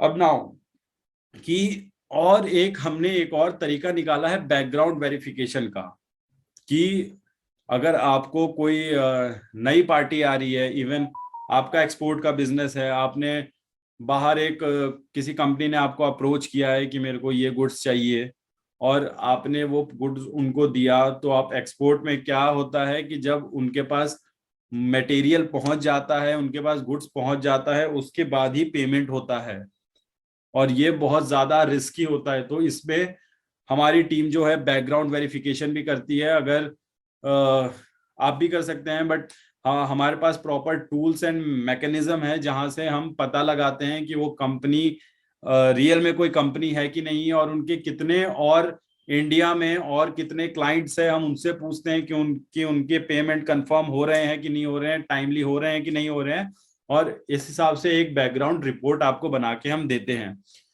लीगल नोटिस, जैसा कि मैंने बताया, कभी भी नॉन रिकवरी वाली प्रॉब्लम आ रही है, कभी भी डिलेड पेमेंट की प्रॉब्लम आ रही है, कभी भी नॉन पेमेंट आ रहा है आपको, तो एक लीगल नोटिस बनाना और उनको पहुंचाना बहुत जरूरी है। इसमें मैं आपको एक और एडवाइस यहाँ पे करना चाहता हूँ कि लोग बहुत गैप दे देते हैं, कि जैसे आपका रिकवरी, मतलब कि आपको payment with in 1 month 45 days के अंदर मिलना था, बट पीपल रुकते हैं, एमएसएमई इंडस्ट्रीज रुकती है करीब 1-1.5 साल तक। तो मैं आपको ये एडवाइस करना चाहता हूँ कि आप मैक्सिमम 6 महीने तक रुकिए किसी पेमेंट को लेने के लिए, बिकॉज रिश्ते बहुत जरूरी होते हैं एमएसएमई इंडस्ट्रीज में। बहुत क्लाइंट से मैं सुन चुका हूँ कि वो अपोजिट पार्टी को, क्योंकि बहुत काम आता है उनसे, तो वो अपोजिट पार्टी को बैकड्रॉप नहीं करना चाहते हैं। बैकड्रॉप इन द सेंस कि उनको कुछ गलत नहीं बोलना चाहते हैं, या उनसे गलत एसोसिएशन नहीं चाहते हैं। वो नहीं चाहते हैं कि 3-4 ही महीने हुए हैं नॉन पेमेंट को और मैं एक लीगल नोटिस उनको भेज दूं। तो ऐसा मत सोचिए आप। विद इन 6 मंथ, मैं आपको बोल रहा हूँ, विद इन 6 मंथ के अंदर आप प्रोसेस अपना शुरू करिए रिकवरी का, because 6 month is maximum period. आप अपना लेके चलिए कि 6 मंथ में आपको एमएसएमई समाधान में डाल ही देना है अगर आपका नॉन रिकवरी हुआ। बिकॉज इसमें भी एमएसएमई समाधान में भी जोड़ तोड़ के आपको, इन केस अगर अपोजिट पार्टी सही है और वो किसी प्रॉब्लम की वजह से पेमेंट नहीं कर पा रहे हैं, तब 9 to 12 मंथ्स लगते हैं आपका रिकवरी के लिए, इवन एमएसएमई समाधान में भी करेंटली। अगर ये सब डॉक्यूमेंट्स हो आपके पास प्रॉपर, तो नहीं तो ये 1.5-2 साल तक भी जाते हैं। तो आप अगर थोड़े स्ट्रिक्ट रहिए इन सब रूल्स में, और कुछ रूल्स आप हमेशा ऐड कर सकते हैं। बहुत जगह मैंने ये देखा है कि लोग 25 lakhs 30 lakhs 50 lakhs का सामान पहुंचा देते हैं without any advance.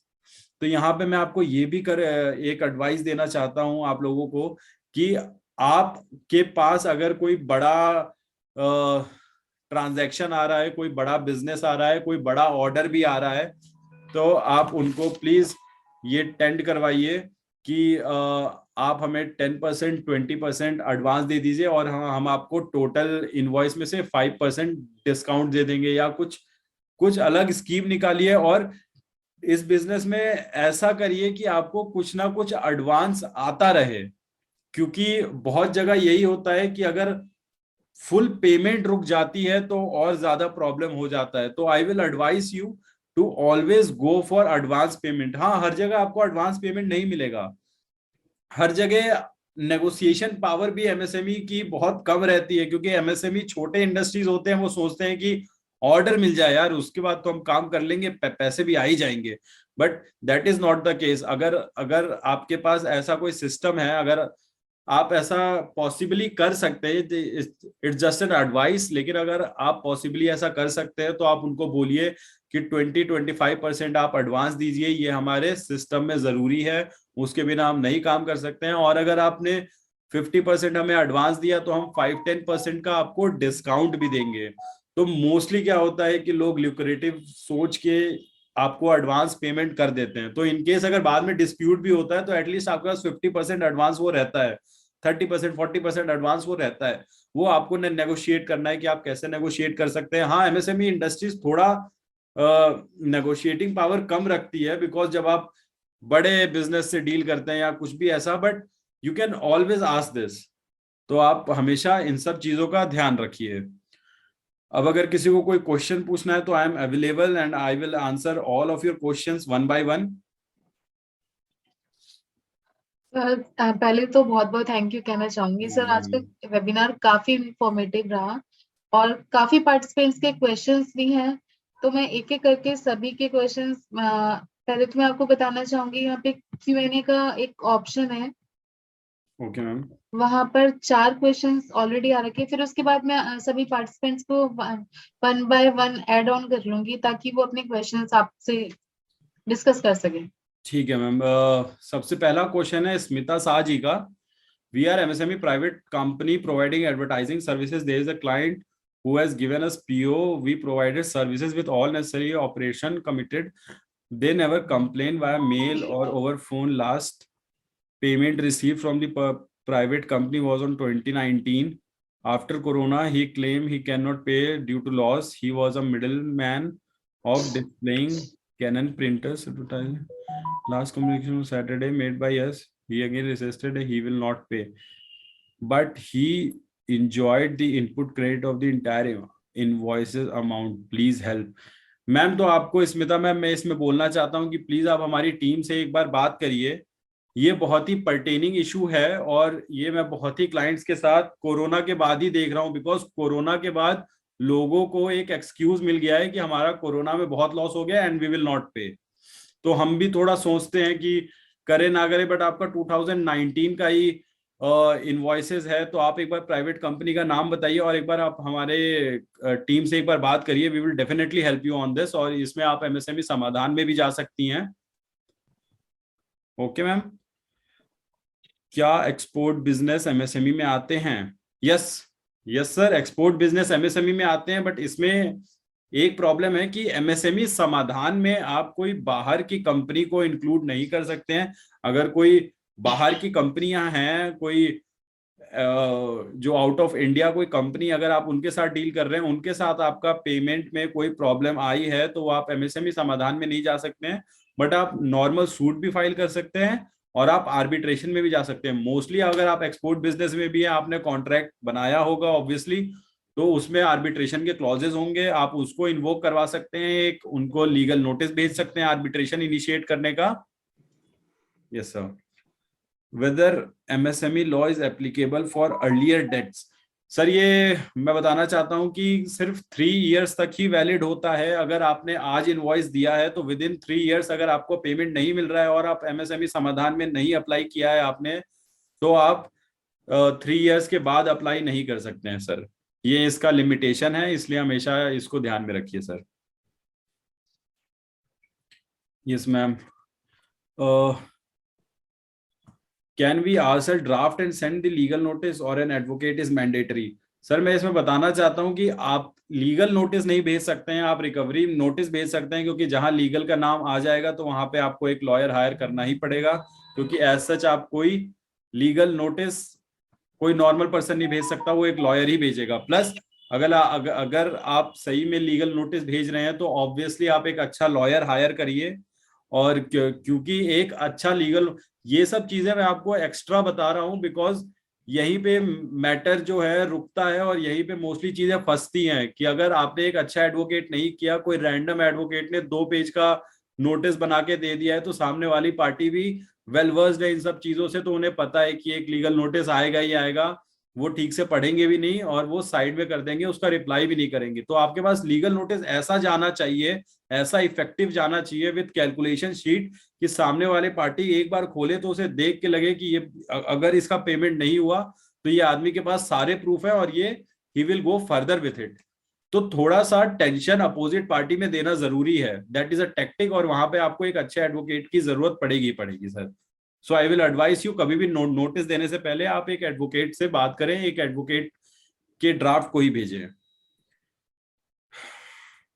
Is it applicable for supply to Indian railways, regard Sujata. Ma'am ये इंडियन रेलवेज के लिए भी ओके है। आप अगर इंडियन रेलवेज ने आपका किसी भी, अगर आप आईआरसीटीसी ने रोका है तब आप कर सकते हैं, बट अगर आप इंडियन रेलवेज में गए हैं तब भी आप कर सकते हैं, एमएसएमई समाधान में नहीं। वहां पे रेलवेज का एक अलग फोरम है, I will tell you that, railways का एक अलग फोरम होता है और वहां पे अलग प्रोसीडिंग चलती है, सिमिलर टू एमएसएमई समाधान, बस वहां पे वही है कि सिर्फ रेलवे के केसेस होते हैं, तो आप वो चीजें कर सकते हैं मैम।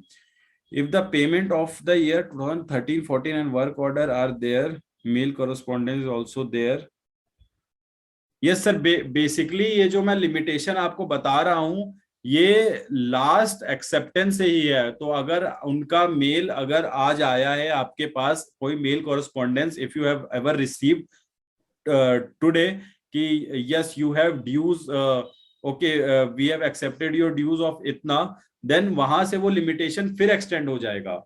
तो अगर कोई मेल कॉरेस्पॉन्डेंट में अगर स्पेसिफिकली अगर अपोजिट पार्टी ने एक्सेप्ट किया है, मैं इसलिए आपको बोल रहा हूं कि हमेशा 1-2 महीने के अंदर अपना लेजर शेयर करिए अपोजिट पार्टी से कि ये देखिए ये हमारा लेयर लीजिए, लेजर अकाउंट लीजिए, आप भी अपना लेजर अकाउंट दीजिए टू मैच आर बैलेंसेस। तो उससे क्या होता है कि अगर उन्होंने लेजर एक शेयर किया है आपसे और उस लेजर में आपका एक पर्टिकुलर अमाउंट है जो कि ड्यू है, वो एक्सेप्टेंस माना जाता है। तो ये भी एक बहुत अच्छा टेक्टिक है कि हमेशा आप 1-2 महीने के अंदर उनसे लेजर शेयर करने का ये ट्रेंड लाएं एमएसएमई इंडस्ट्रीज में, बिकॉज ये सब चीजें जरूरी है और इन्हीं सब चीजों में एमएसएमई इंडस्ट्रीज पीछे रह जाता है। आप किसी भी कॉर्पोरेट को देखेंगे तो वो हमेशा लेजर शेयर करते हैं एवरी मंथ, एवरी वीक। तो आप भी ये सब चीजें शुरू करिए, ये आप ही के प्रोटेक्शन के लिए है। We are traders, so what benefit we can avail from MSME. Sir आप एमएसएमई के हर बेनिफिट अवेल कर सकते हैं, बस एमएसएमई समाधान स्पेसिफिकली ट्रेडर्स के लिए नहीं है, बिकॉज ऐसा माना जाता है कि आपने कोई गुड्स डायरेक्टली नहीं मैन्युफैक्चर करके नहीं पहुंचाया है तो आपकी रिस्पॉन्सिबिलिटी नहीं है, तो आप पे कोई डिस्प्यूट नहीं आता है, तो वो जस्ट एक नॉन पेमेंट का डिस्प्यूट रहता है, तो इसलिए एमएसएमई समाधान वाले एक्सेप्ट नहीं करते हैं। मैं आपको एडवाइस कर रहा हूं सर, आप ट्रेडर से, इवन इफ कि आपकी 100% इनकम ट्रेडिंग से आ रही है, बट फिर भी आप जो एमएसएमई यूएएम जो रजिस्ट्रेशन करते हैं वो एज अ मैन्युफैक्चरर करिए, एज अ ट्रेडर मत करिए। और एक अपना छोटा सा, आप हमसे भी पूछ सकते हैं, हमसे भी कांटेक्ट कर सकते हैं, या फिर खुद से दिमाग लगा के आप कुछ ऐसा इंस्टॉल करिए कि उसी सेटअप में एक मैन्युफैक्चरिंग यूनिट टाइप का बन जाए। इवन अगर आपके एक कपड़े की दुकान है, वहां पे अगर आपने एक टेलर भी लगा दिया है तो आप ट्रेडर से मैन्युफैक्चरर बन जाएंगे।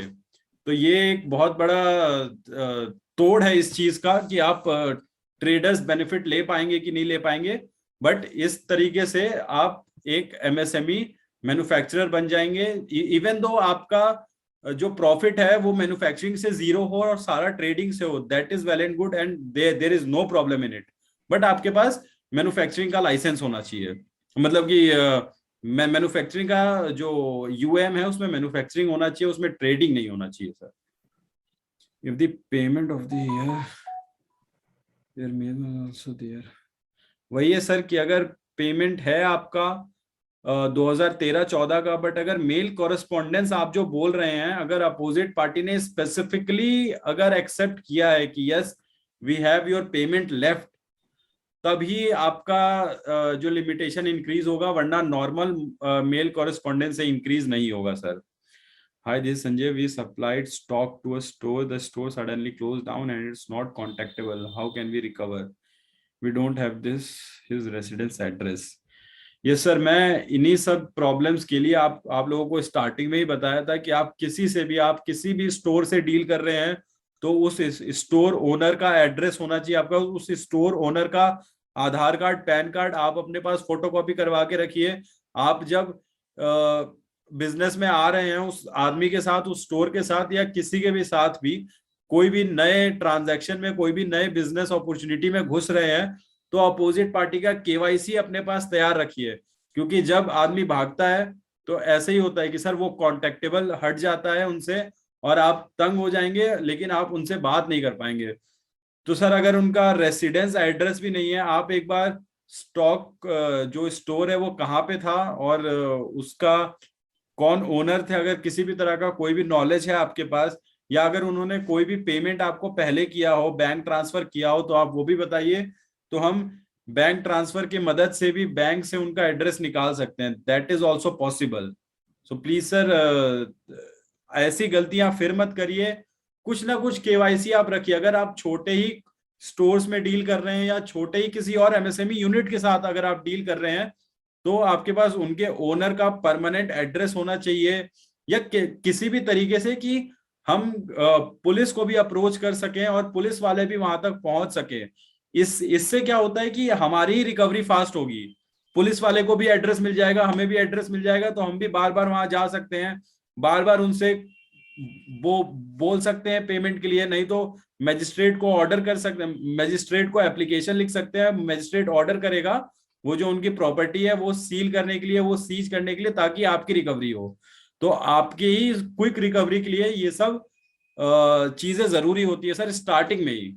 सो प्लीज ये गलतियां फिर मत करिए कि आपका जो अपोजिट पार्टी आप जिससे डील कर रहे हैं वो कॉन्टैक्ट से बाहर चला जाए, आप ऐसी गलतियां मत करिए। Sir I am into pharma trading firm, so how can I enrol into MSME? Also what if we collect cheque against invoices for safeguard against recovery? Yes, जो अगर आप चेक भी अगर आप ले रहे हैं इनवॉइसेस के अगेंस्ट में, वो भी ऑब्वियसली एक सेफ गार्ड है और आप 138 के केसेस उनके अगेंस्ट में चला सकते हैं। This is also one of the way of protecting yourself. But यहाँ पे क्या है कि आपको चेक मिल रहा था, मोस्ट ऑफ दी जो कंपनियां हैं या जो मोस्ट ऑफ आप जिनसे डील करोगे वो आपको हर इनवॉइसेस पे चेक नहीं प्रोवाइड करवाएंगे। और ये क्योंकि पर्टेनिंग आपको मिल रहा होगा फार्मा इंडस्ट्रीज में, बट नॉर्मल एमएसएमईज के लिए ये बहुत डिफिकल्ट है कि आप हर इनवॉइसेस पे उनसे चेक ले लें। ये बहुत ज्यादा डिफिकल्ट होता है अगर आपका रनिंग अकाउंट चल रहा है किसी के साथ। So it's also a good method of safeguarding yourself, but it's not prominent because हर इंडस्ट्रीज इसको एक्सेप्ट नहीं करेगी। And how can I enrol into MSME? देखिए, आप फार्मा ट्रेडिंग कंपनियां हैं, फार्मा ट्रेडिंग कंपनी का मैं बता दे रहा हूं कि कुछ छोटी छोटी दवाइयां होती है, इवन आयुर्वेदिक ही ले लीजिए आप, कुछ दवाइयां खुद से बनाइए, खुद से भी नहीं बना रहे हैं तो कुछ कंपोजिशन आप खुद से रखिए और अपना जो ट्रेडिंग का टैग है वो रहने दीजिए। बस जब आप एमएसएमई में एनरोल करवा रहे हैं, जब एमएसएमई रजिस्ट्रेशन करवा रहे हैं, वहां पे आप मैन्युफैक्चरिंग कर दीजिए और एक छोटा सा कुछ भी खोल लीजिए आप, भले ही आप उससे ज्यादा ना कमाएं।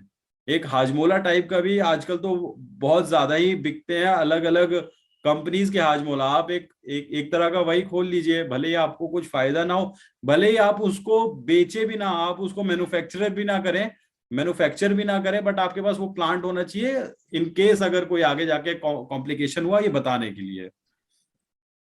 Sir, Delhi council sends matter to Delhi arbitration centre for arbitration that the fees is too high for MSME who is already having limited cash flow. What should be the solution? Sir यहाँ पे अगर देखिए, दिल्ली आर्बिट्रेशन सेंटर में अगर कोई case जाता है तो वो अकॉर्डिंगली जो आपके क्लेम्स होंगे उसके अकॉर्डिंग रहता है। ऐसा नहीं है कि आपका 5 lakhs का क्लेम है तो जो आर्बिट्रेटर है वो भी 5 lakhs ले लेगा। तो उनके कुछ सर्टेन अमाउंट रहते हैं, जैसे 5%, 1%, 2%, 3% वो लेते हैं, जो भी आपका रिकवरी अमाउंट होगा। तो उस तरीके से चलता है, और ये तो उनका खुद का मैटर आ जाता है। तो फिर इसमें सर ये तो आपको आर्बिट्रेटर को, ये तो जज को आपको देना ही पड़ेगा सर।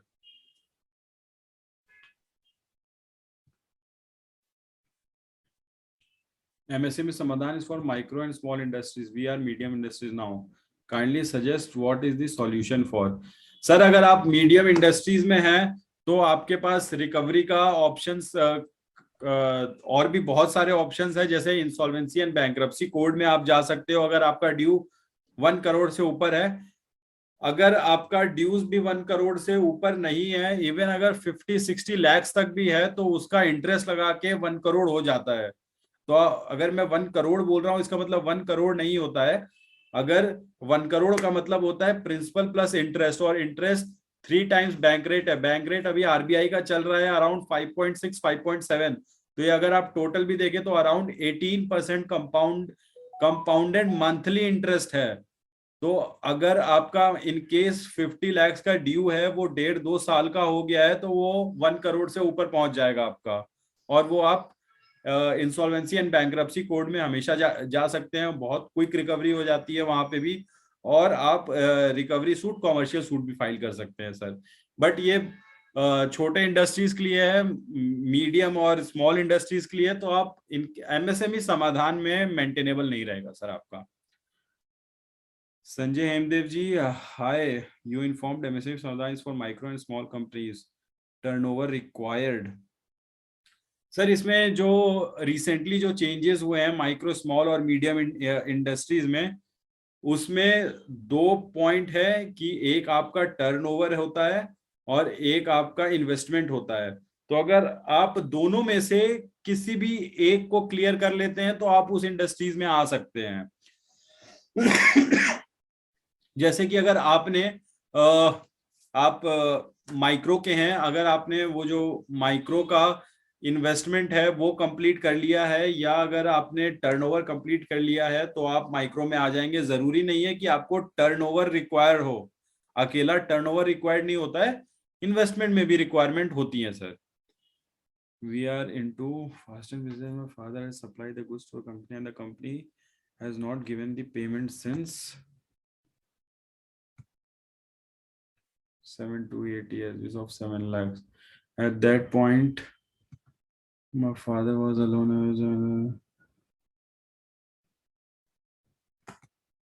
सर अगर आपका 7-8 ईयर का पेमेंट है तो ऑलरेडी ये 3 ईयर्स से ज्यादा हो चुका है, और आप MSME समाधान में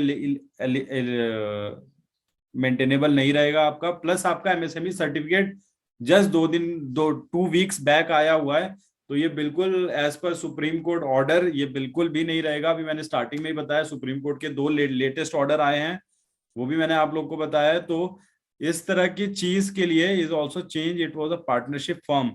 तो आप प्लीज हमारे एक बार टीम से बात करिए, we will go through your facts and we will try to solve this case. Yes sir, आप अली सर आप एक बार हमें कांटेक्ट कर सकते हैं। We are into mailing of pulses supplied to an individual provider defaulted to our payment is pending court. Since the provider doesn't have any property or assets on his name but owns property of their family member's name, his family denies relationship with him.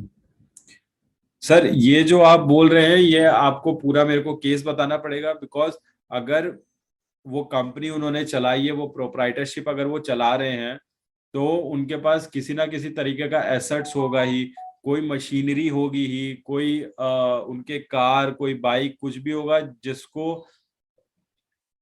जिसको capture करके, जिसको seal करके, उसको बेच के अगर आपके पैसे आ सकते हैं, तो आप MSME समाधान में प्लीज जाइए।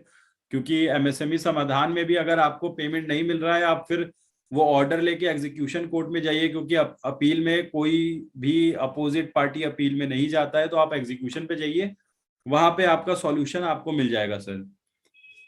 There are multiple small payments pending, so it will be a costly affair if we hire advocates for every will.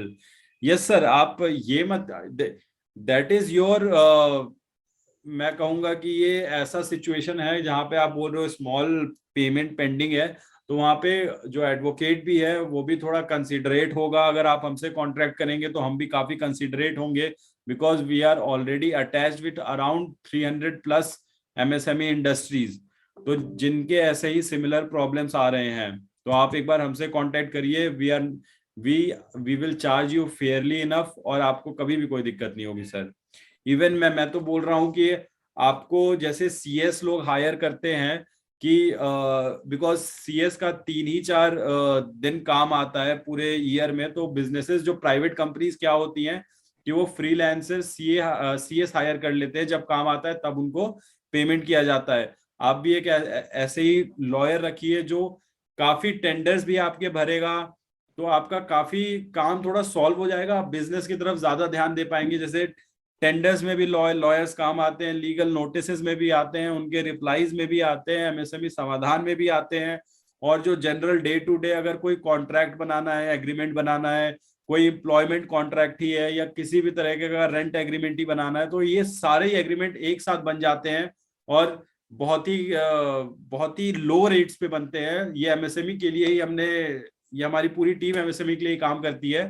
तो ऐसी बात नहीं है कि आपको अमाउंट हाई के लिए आप रुक जाओ कि जैसे आप बोल रहे हो कि बहुत छोटे अमाउंट हैं तो एडवोकेट ज्यादा फीस ले लेंगे, ऐसे कभी नहीं होता है सर। तो आप प्लीज आप हमसे बात करिए, we will solve your problem. If the contract date says 90 days by customer, can we still file for the interest claim? Yes, obviously you can file for the interest claim, because कोई भी आपके private agreement हमारे statute से बड़े नहीं है, हमारे statute सबसे बड़े होते हैं। तो आप हमेशा ध्यान रखिए कि वो भले ही 90 डेज ले, अगर आप एमएसएमई समाधान में भी जाएंगे तो वहां पे 45 डेज ही कंसीडर करेगा। आप इवन इंसॉल्वेंसी में भी चले जाएंगे तो 45 डेज ही कंसीडर होता है, रिकवरी कोर्ट्स में भी चले जाएंगे तो 45 डेज ही कंसीडर होगा, बिकॉज इट्स इन स्टैच्यूट्स। हाँ, तो मेरे को पता है कि बहुत सारी गवर्नमेंट कंपनीज का मैं मोस्टली देखता हूँ जो भी टेंडर निकलता है उसमें 90 डेज क्रेडिट पीरियड होता है। बट अगर और जो पेमेंट भी होता है वो भी 120 डेज 160 डेज पे होता है, तो आप उन सब की भी रिकवरीज कर सकते हैं। टू क्लेम अंडर कोई ऐसे मैक्सिमम नंबर ऑफ इनवॉइसेस नहीं होते हैं। अगर आपके पास बहुत ज्यादा इनवॉइसेस हो रहे हैं, क्योंकि उसमें सिर्फ 5 इनवॉइसेस डालने के अपलोड करने के सिस्टम है, तो अगर आपके पास बहुत ज्यादा इनवॉइसेस हो जा रहे हैं तो आप वो सबको एक साथ पीडीएफ बना के थोड़ा कन्वर्ट करके आप डाल सकते हैं, उसमें आपको कोई प्रॉब्लम नहीं आएगा। Is there any maximum number of invoice? हाँ, ये वाला हो गया कि कोई मैक्सिमम नंबर ऑफ इनवॉइसेस नहीं होता है। अजय अग्रवाल जी, if we apply for ex parte order, execute court order, but the customer is non contactable, how can we recover dues? Sir यही मैंने बताया कि ये सबसे ज्यादा बड़ा प्रॉब्लम होता है कि अगर आपका कस्टमर ही नॉन कॉन्टेक्टेबल है या आप उनसे कांटेक्ट ना कर पाए। देखिए, आपने एक्स पार्टे ऑर्डर ले लिया, अब आप एग्जीक्यूशन कोर्ट में जाएंगे तो एग्जीक्यूशन कोर्ट आपसे ही पूछेगा कि मैं किस चीज को एग्जीक्यूट करूं, तो आप उनको बताएंगे कि इनका ये लैंड है, या इनका ये गाड़ी है, या इनका ये मशीनरी है, या इनका ये फैक्ट्री है, ये आप ही को बताना होगा। इसीलिए KYC is very very necessary, इसलिए सारे बैंक्स केवाईसी करवाते हैं।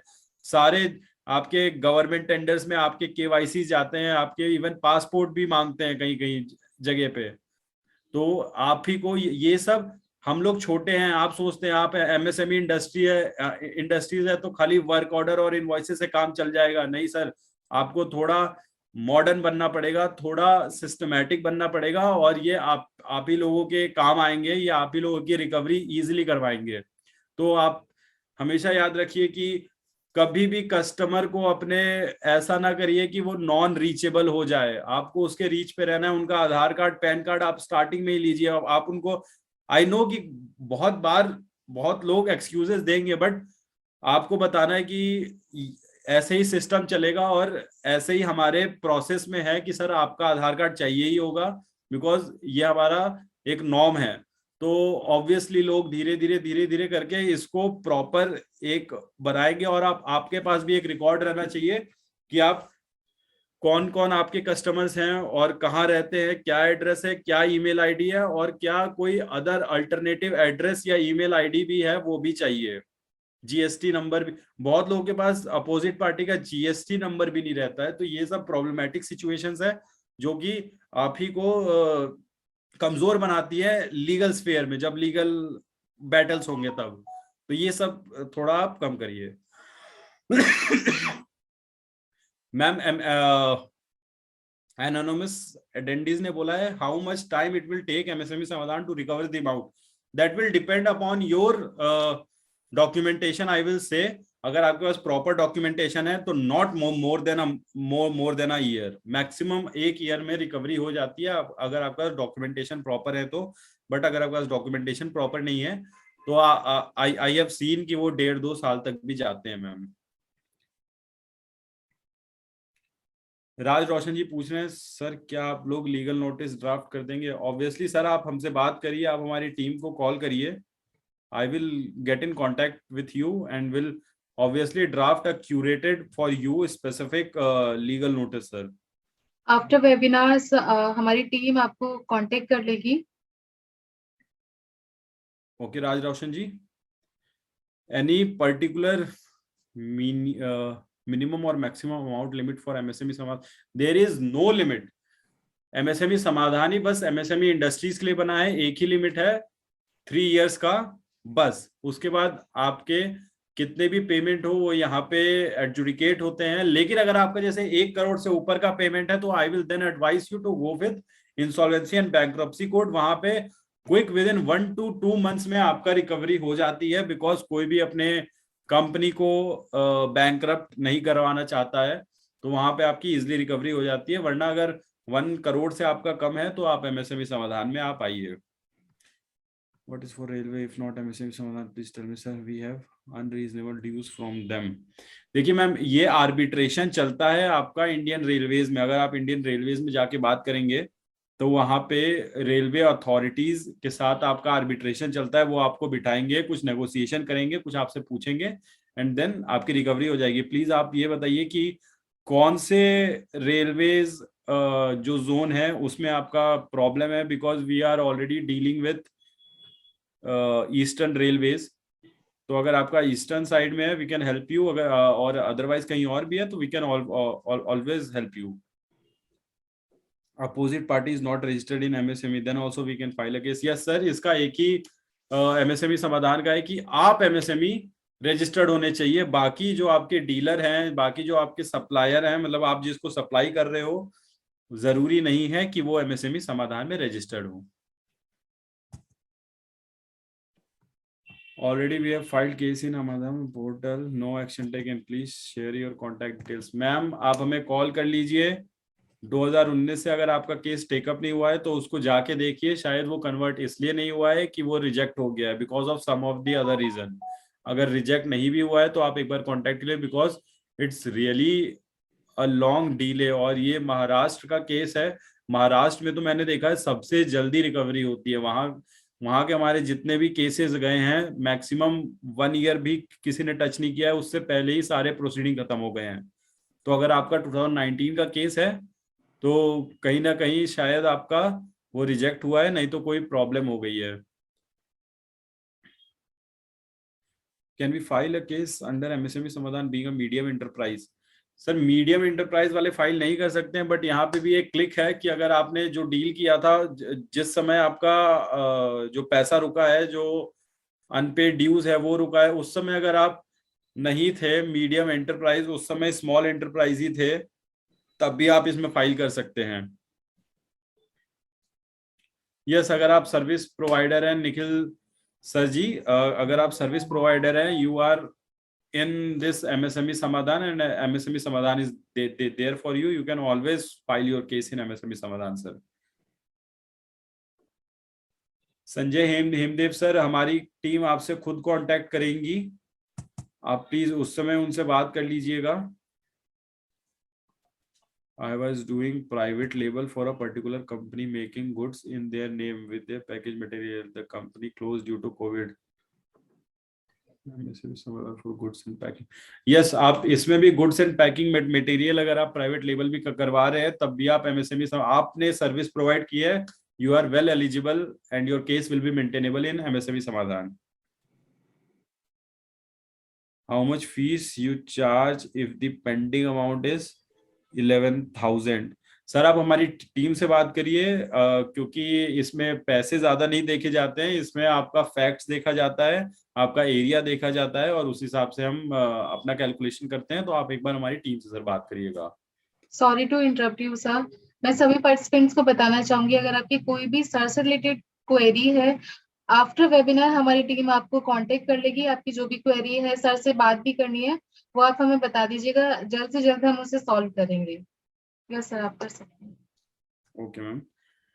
सर एमएसएमई रजिस्ट्रेशन से पहले के ड्यूज के अगेंस्ट केस हो सकता है? सर ये आप एक बार वही चीजें हैं कि आप हम फैक्ट देखेंगे उसके बाद ही बता पाएंगे कि उस समय, क्योंकि इसमें क्या होता है कि अगर आपने नहीं भी लिया है एमएसएमई रजिस्ट्रेशन उस समय तक, बट अगर अपोजिट पार्टी को पता था, और यहाँ पे अगर सभी पार्टिसिपेंट है, तो एक चीज मैं और बताना चाहता हूँ कि अपने इनवॉइसेस में जरूर ये मेंशन करें यूएम नंबर या रजिस्ट्रेशन नंबर, अपना आधार का, अपना उद्योग आधार का। बिकॉज उससे क्या होता है कि इन केस अगर कभी, ये भी केसेस मैंने देखे हैं जहां पे ये हुआ है कि अपोजिट पार्टी ने ये बोला है कि वी डोंट नो कि ये एमएसएमई थे, इन्होंने खुद ही हमसे हाइड किया। तो वैसे ये केस, वैसे ये प्रॉब्लम ज्यादा है नहीं, बट फिर भी क्विक रिकवरी के लिए आप अपने अगर इनवॉइसेस में जो नीचे आप लिख देते हो कि पेमेंट विद इन 45 डेज और 18% इंटरेस्ट, उसी के नीचे आप जस्ट एक अपना यूएम नंबर आप छोड़ दें, या ऊपर जहां पे आप अपने आप को इंट्रोड्यूस करते हैं वहां पे एक यूएम नंबर आप छोड़ दें। That will be very much beneficial. What is case of running account where supply were made prior post registration can be filed through MSME Samadhan for accumulate ledger balance? Yes, obviously sir, Arun Tiwari sir, आप इसमें you are well eligible and your case will be maintainable in MSME Samadhan, आप file कर सकते हैं sir. Just ये आप थोड़ा ध्यान रखिएगा कि जो रनिंग अकाउंट होता है उसमें जो लास्ट के इनवॉइसेज हैं, जो आपके अनपेड इनवॉइसेज हैं, आप सिर्फ उनको ही डालिएगा, जो पेड इनवॉइसेज है सर उनको मत डालिएगा आप। What is the limit of MSME registration? MSME registration का एज सच कोई लिमिट नहीं होता है। आप कौन से रिस्पेक्ट में बोल रहे हैं सर? ये एक बार समझना पड़ेगा। एमएसएमई रजिस्ट्रेशन तो अगर आप एमएसएमई के अंडर आते हैं, अगर आपका उतना इन्वेस्टमेंट है, उतना टर्नओवर है, तो आप एमएसएमई रजिस्ट्रेशन करवा सकते हैं। Can service provider like consultant और पॉसिबल? यस ऑब्वियसली सर, अगर आप सर्विस प्रोवाइडर भी है, कंसल्टेंट भी है, आप तब भी एमएसएमई में रजिस्टर हो सकते हैं। We are facing trouble in login MSME portal through Udyam site. Please advise how to register a complaint. Sir MSME portal में अगर आपको कंप्लेन आ रहा है तो we can help you, we have people here, but MSME का portal तो अभी आप एमएसएमई समाधान लिखेंगे तो जो फर्स्ट लिंक आएगा आपको गूगल पे, आप वो खोलिएगा तो उससे आराम से खुल जा रहा है।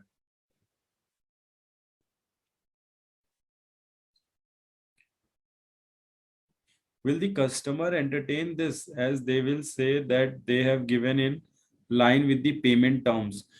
मैम पेमेंट टर्म्स जो है, अगर आप एमएसएमई इंडस्ट्रीज हैं तो ये डिसाइड करेगा आपका सेक्शन 15, ना कि आपके कोई भी प्राइवेट पेमेंट टर्म्स। तो अगर आपने पेमेंट टर्म्स 90 डेज का दिया हुआ है और आप 90 डेज में पेमेंट कर रहे हो, even though you can file for 45 days of interest.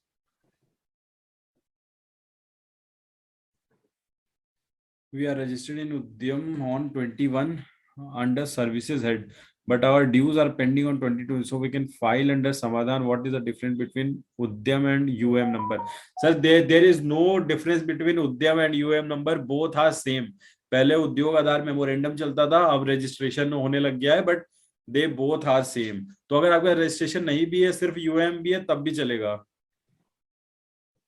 और सर आपके जो ड्यूज है वो 1920 के ही है, तो आप एक बार हमारी टीम से बात करिए, we can obviously help you sir. Gaurav sir.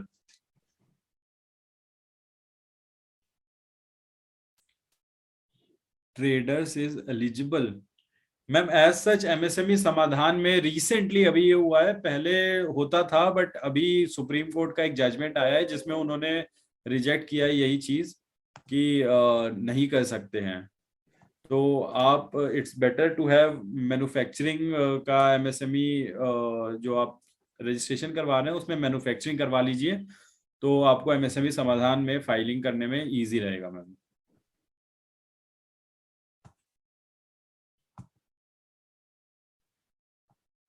Sir, government contract hold 5% of invoice amount as security, but Act says MSME supply is paid 45. So can MSME supply claim interest of the 5 since Act takes supremacy over contract?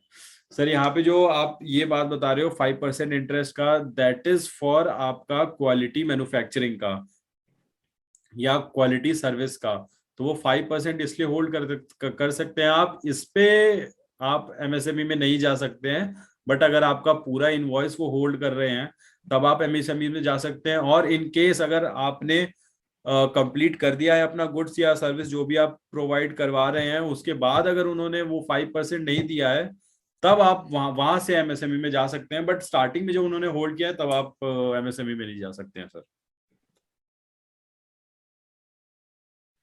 any particular document to obtain while providing services so that we can easily recover the payment? जो भी आप invoices share कर रहे हैं उनके साथ उसमें acknowledgement लीजिए, और कोई भी बीच में अगर किसी भी दिन अगर कोई भी किसी भी तरह का डिस्प्यूट आ रहा है तो उसको इजीली टैकल करिए और रिटर्न में करिए, ईमेल में करिए या व्हाट्सएप पे करिए। That is the only thing which will make your recovery more transparent and more fast. So as such अगर मैं डॉक्यूमेंट की बात करूं तो कोई डॉक्यूमेंट नहीं है, नॉर्मल इनवॉइसेस कॉन्ट्रैक्ट्स ये सब होने चाहिए। बट जहां पे अगर उन्होंने किसी सर्विस को आपके खराब बताया है या बताया ये कि अप टू दी मार्क नहीं है, देन वहां पे आपको रिप्लाई करना बहुत ज्यादा जरूरी है।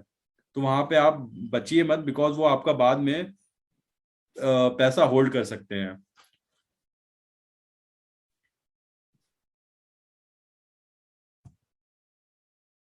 As per Government of India, IBB IBC is not recovery but for resolution. Obviously, IBC is for resolution, not for recovery.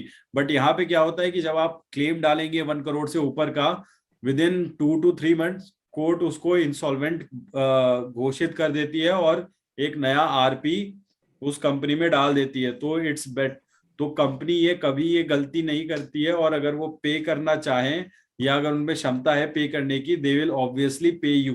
तो इसलिए हम बोलते हैं कि ये बहुत क्विक रिकवरी मैकेनिज्म है। आउट ऑफ कोर्ट सेटलमेंट ही होता है, एक सेटलमेंट डीड बनती है कि हाँ हमने सेटलमेंट कर लिया है, बट ये बहुत ज्यादा क्विक हो जाता है, एमएसएमई समाधान से भी ज्यादा क्विक हो जाता है, बिकॉज एमएसएमई समाधान आपका कंपनी नहीं छीन रही है। और यहाँ पे आप अपोजिट पार्टी को, जब आप आईबीसी में जाते हो तो आप अपने प्रेयर में डालते हो कि make this company to make this company insolvent.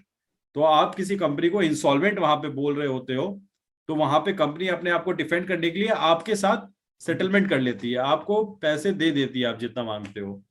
तो इसलिए सत्येंद्र कुमार जी हमने बोला है कि ये बेटर होता है जब आपका 1 करोड़ से ऊपर का ड्यू हो। नहीं मैम, जो कंसल्टेंट है वो तो मैन्युफैक्चरर की तरह, केसी एडवोकेट जी, अगर सर्विस प्रोवाइडर कंसल्टेंट है तो वो मैन्युफैक्चरर की तरह रजिस्टर नहीं हो सकता है, सर्विस प्रोवाइडर की तरह रजिस्टर हो सकता है, और सर्विस प्रोवाइडर एमएसएमई समाधान में फाइल कर सकता है। तो सर्विस प्रोवाइडर को एज सच कोई प्रॉब्लम नहीं है एमएसएमई में, तो ये इजिली हो जाता है सर।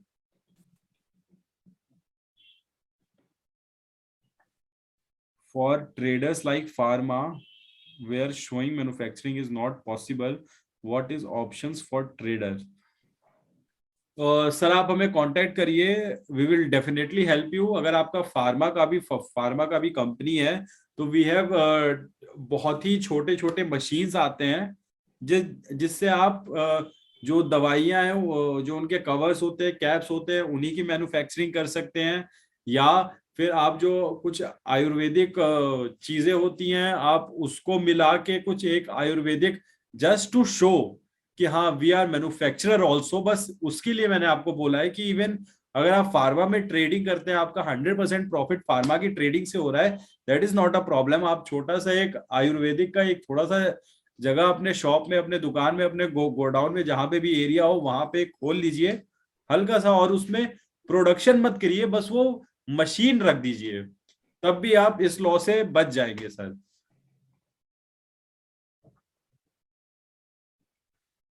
अदर देन एमएसएमई समाधान, मैंने बोला कि रिकवरी कोर्ट, रिकवरी सूट होता है, समरी सूट होता है, आईबीसी होते हैं आपके, आर्बिट्रेशन होते हैं आपके।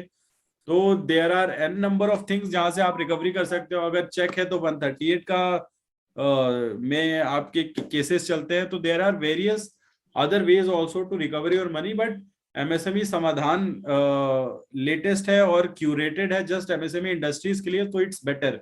यहाँ पे जो जजेस रहते हैं वो एमएसएमई इंडस्ट्रीज को जानते हैं और जुडिशियल जजेस नहीं होते हैं, तो जुडिशियल माइंड नहीं लगता है, उतने एविडेंस रिकॉर्ड नहीं किए जाते हैं, उतने प्रॉब्लम्स आते नहीं है, जस्ट सिंपल नेगोशिएशन होता है। तो आप अगर आपका कोई एमएसएमई केस भी चल रहा होगा तो यू विल अंडरस्टैंड कि ये बहुत सिंपल नेगोशिएशन चलता है वहां पे, उतना लिटिगेशन बैटल नहीं चलता है।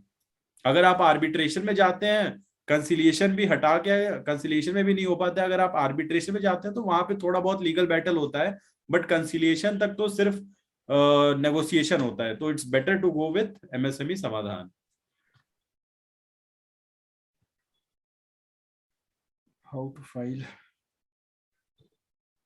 Do you help MSME in filing IBC cases? Yes ma'am, हमारे काफी सारे इंसॉल्वेंसी के केसेस चल रहे हैं, हमारे आरपी आईआरपी से भी काफी केसेस आते हैं हमें, और काफी हम ऑपरेशनल क्रेडिटर्स को, because you will treated as an operational creditor in IBC, तो हम ऑपरेशनल क्रेडिटर को भी बहुत हेल्प कर रहे हैं। हमने करीब अभी हमारा दिल्ली में अराउंड 30-35 केसेस चल रहे हैं इंसॉल्वेंसी के, जिनका 1 करोड़ से ऊपर का ड्यूज है मैम।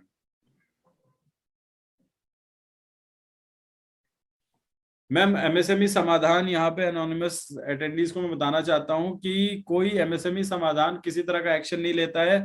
अगर अमाउंट पे नहीं किया है अपोजिट पार्टी ने, तो आपको वो ऑर्डर लेके एग्जीक्यूट करवाना होगा, एग्जीक्यूशन कोर्ट में आपको अप्लाई करना होगा, और एग्जीक्यूशन कोर्ट में आपको बताना होगा कि देखिए मेरे लिए ये ऑर्डर आया है एमएसएमई समाधान से 40 लाख का, फॉर एग्जांपल 40 लाख का ड्यू है मेरा, और मेरे को पता है कि इस आदमी की ये प्रॉपर्टी है, तो प्लीज उसको सीज एंड सिक्योर किया जाए, और उसको ऑक्शन में बेच के जो पैसे आएंगे उससे आपकी रिकवरी होगी।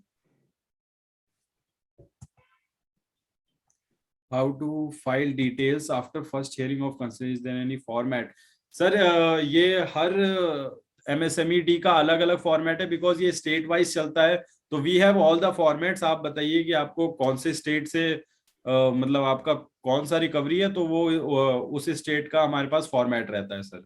तो ये हर स्टेट का अपना अपना अलग अलग फॉर्मेट रहता है सर। सर जैसा कि बताना चाहूंगी, आपसे प्रॉमिस किया था 5:30 का, तो उससे ज्यादा टाइम हो गया, 15 मिनट्स 20 मिनट्स एक्स्ट्रा हो गए हैं। और आई होप सभी पार्टिसिपेंट्स के क्वेश्चंस के आंसर मिल गए हों। और सर काफी आज का वेबिनार काफी इंफॉर्मेटिव रहा। So thank you so much sir, आपने अपना कीमती समय दिया हमें। Thank you so much sir. Thank you ma'am. Thank you. मैं सभी पार्टिसिपेंट्स को बताना चाहूंगी कि आप भी उद्यमिता हेल्पलाइन से जुड़िए। अगर आपका कोई भी क्वेश्चन है, क्वेरी है, सर से बात करनी है, हमारे एक्सपर्ट से बात करनी है, हम आपकी बात कराएंगे। और आफ्टर वेबिनार हम आपको कांटेक्ट कर लेंगे, हमारी टीम आपको कांटेक्ट कर लेगी। तो thank you so much everyone for joining us. Thank you so much.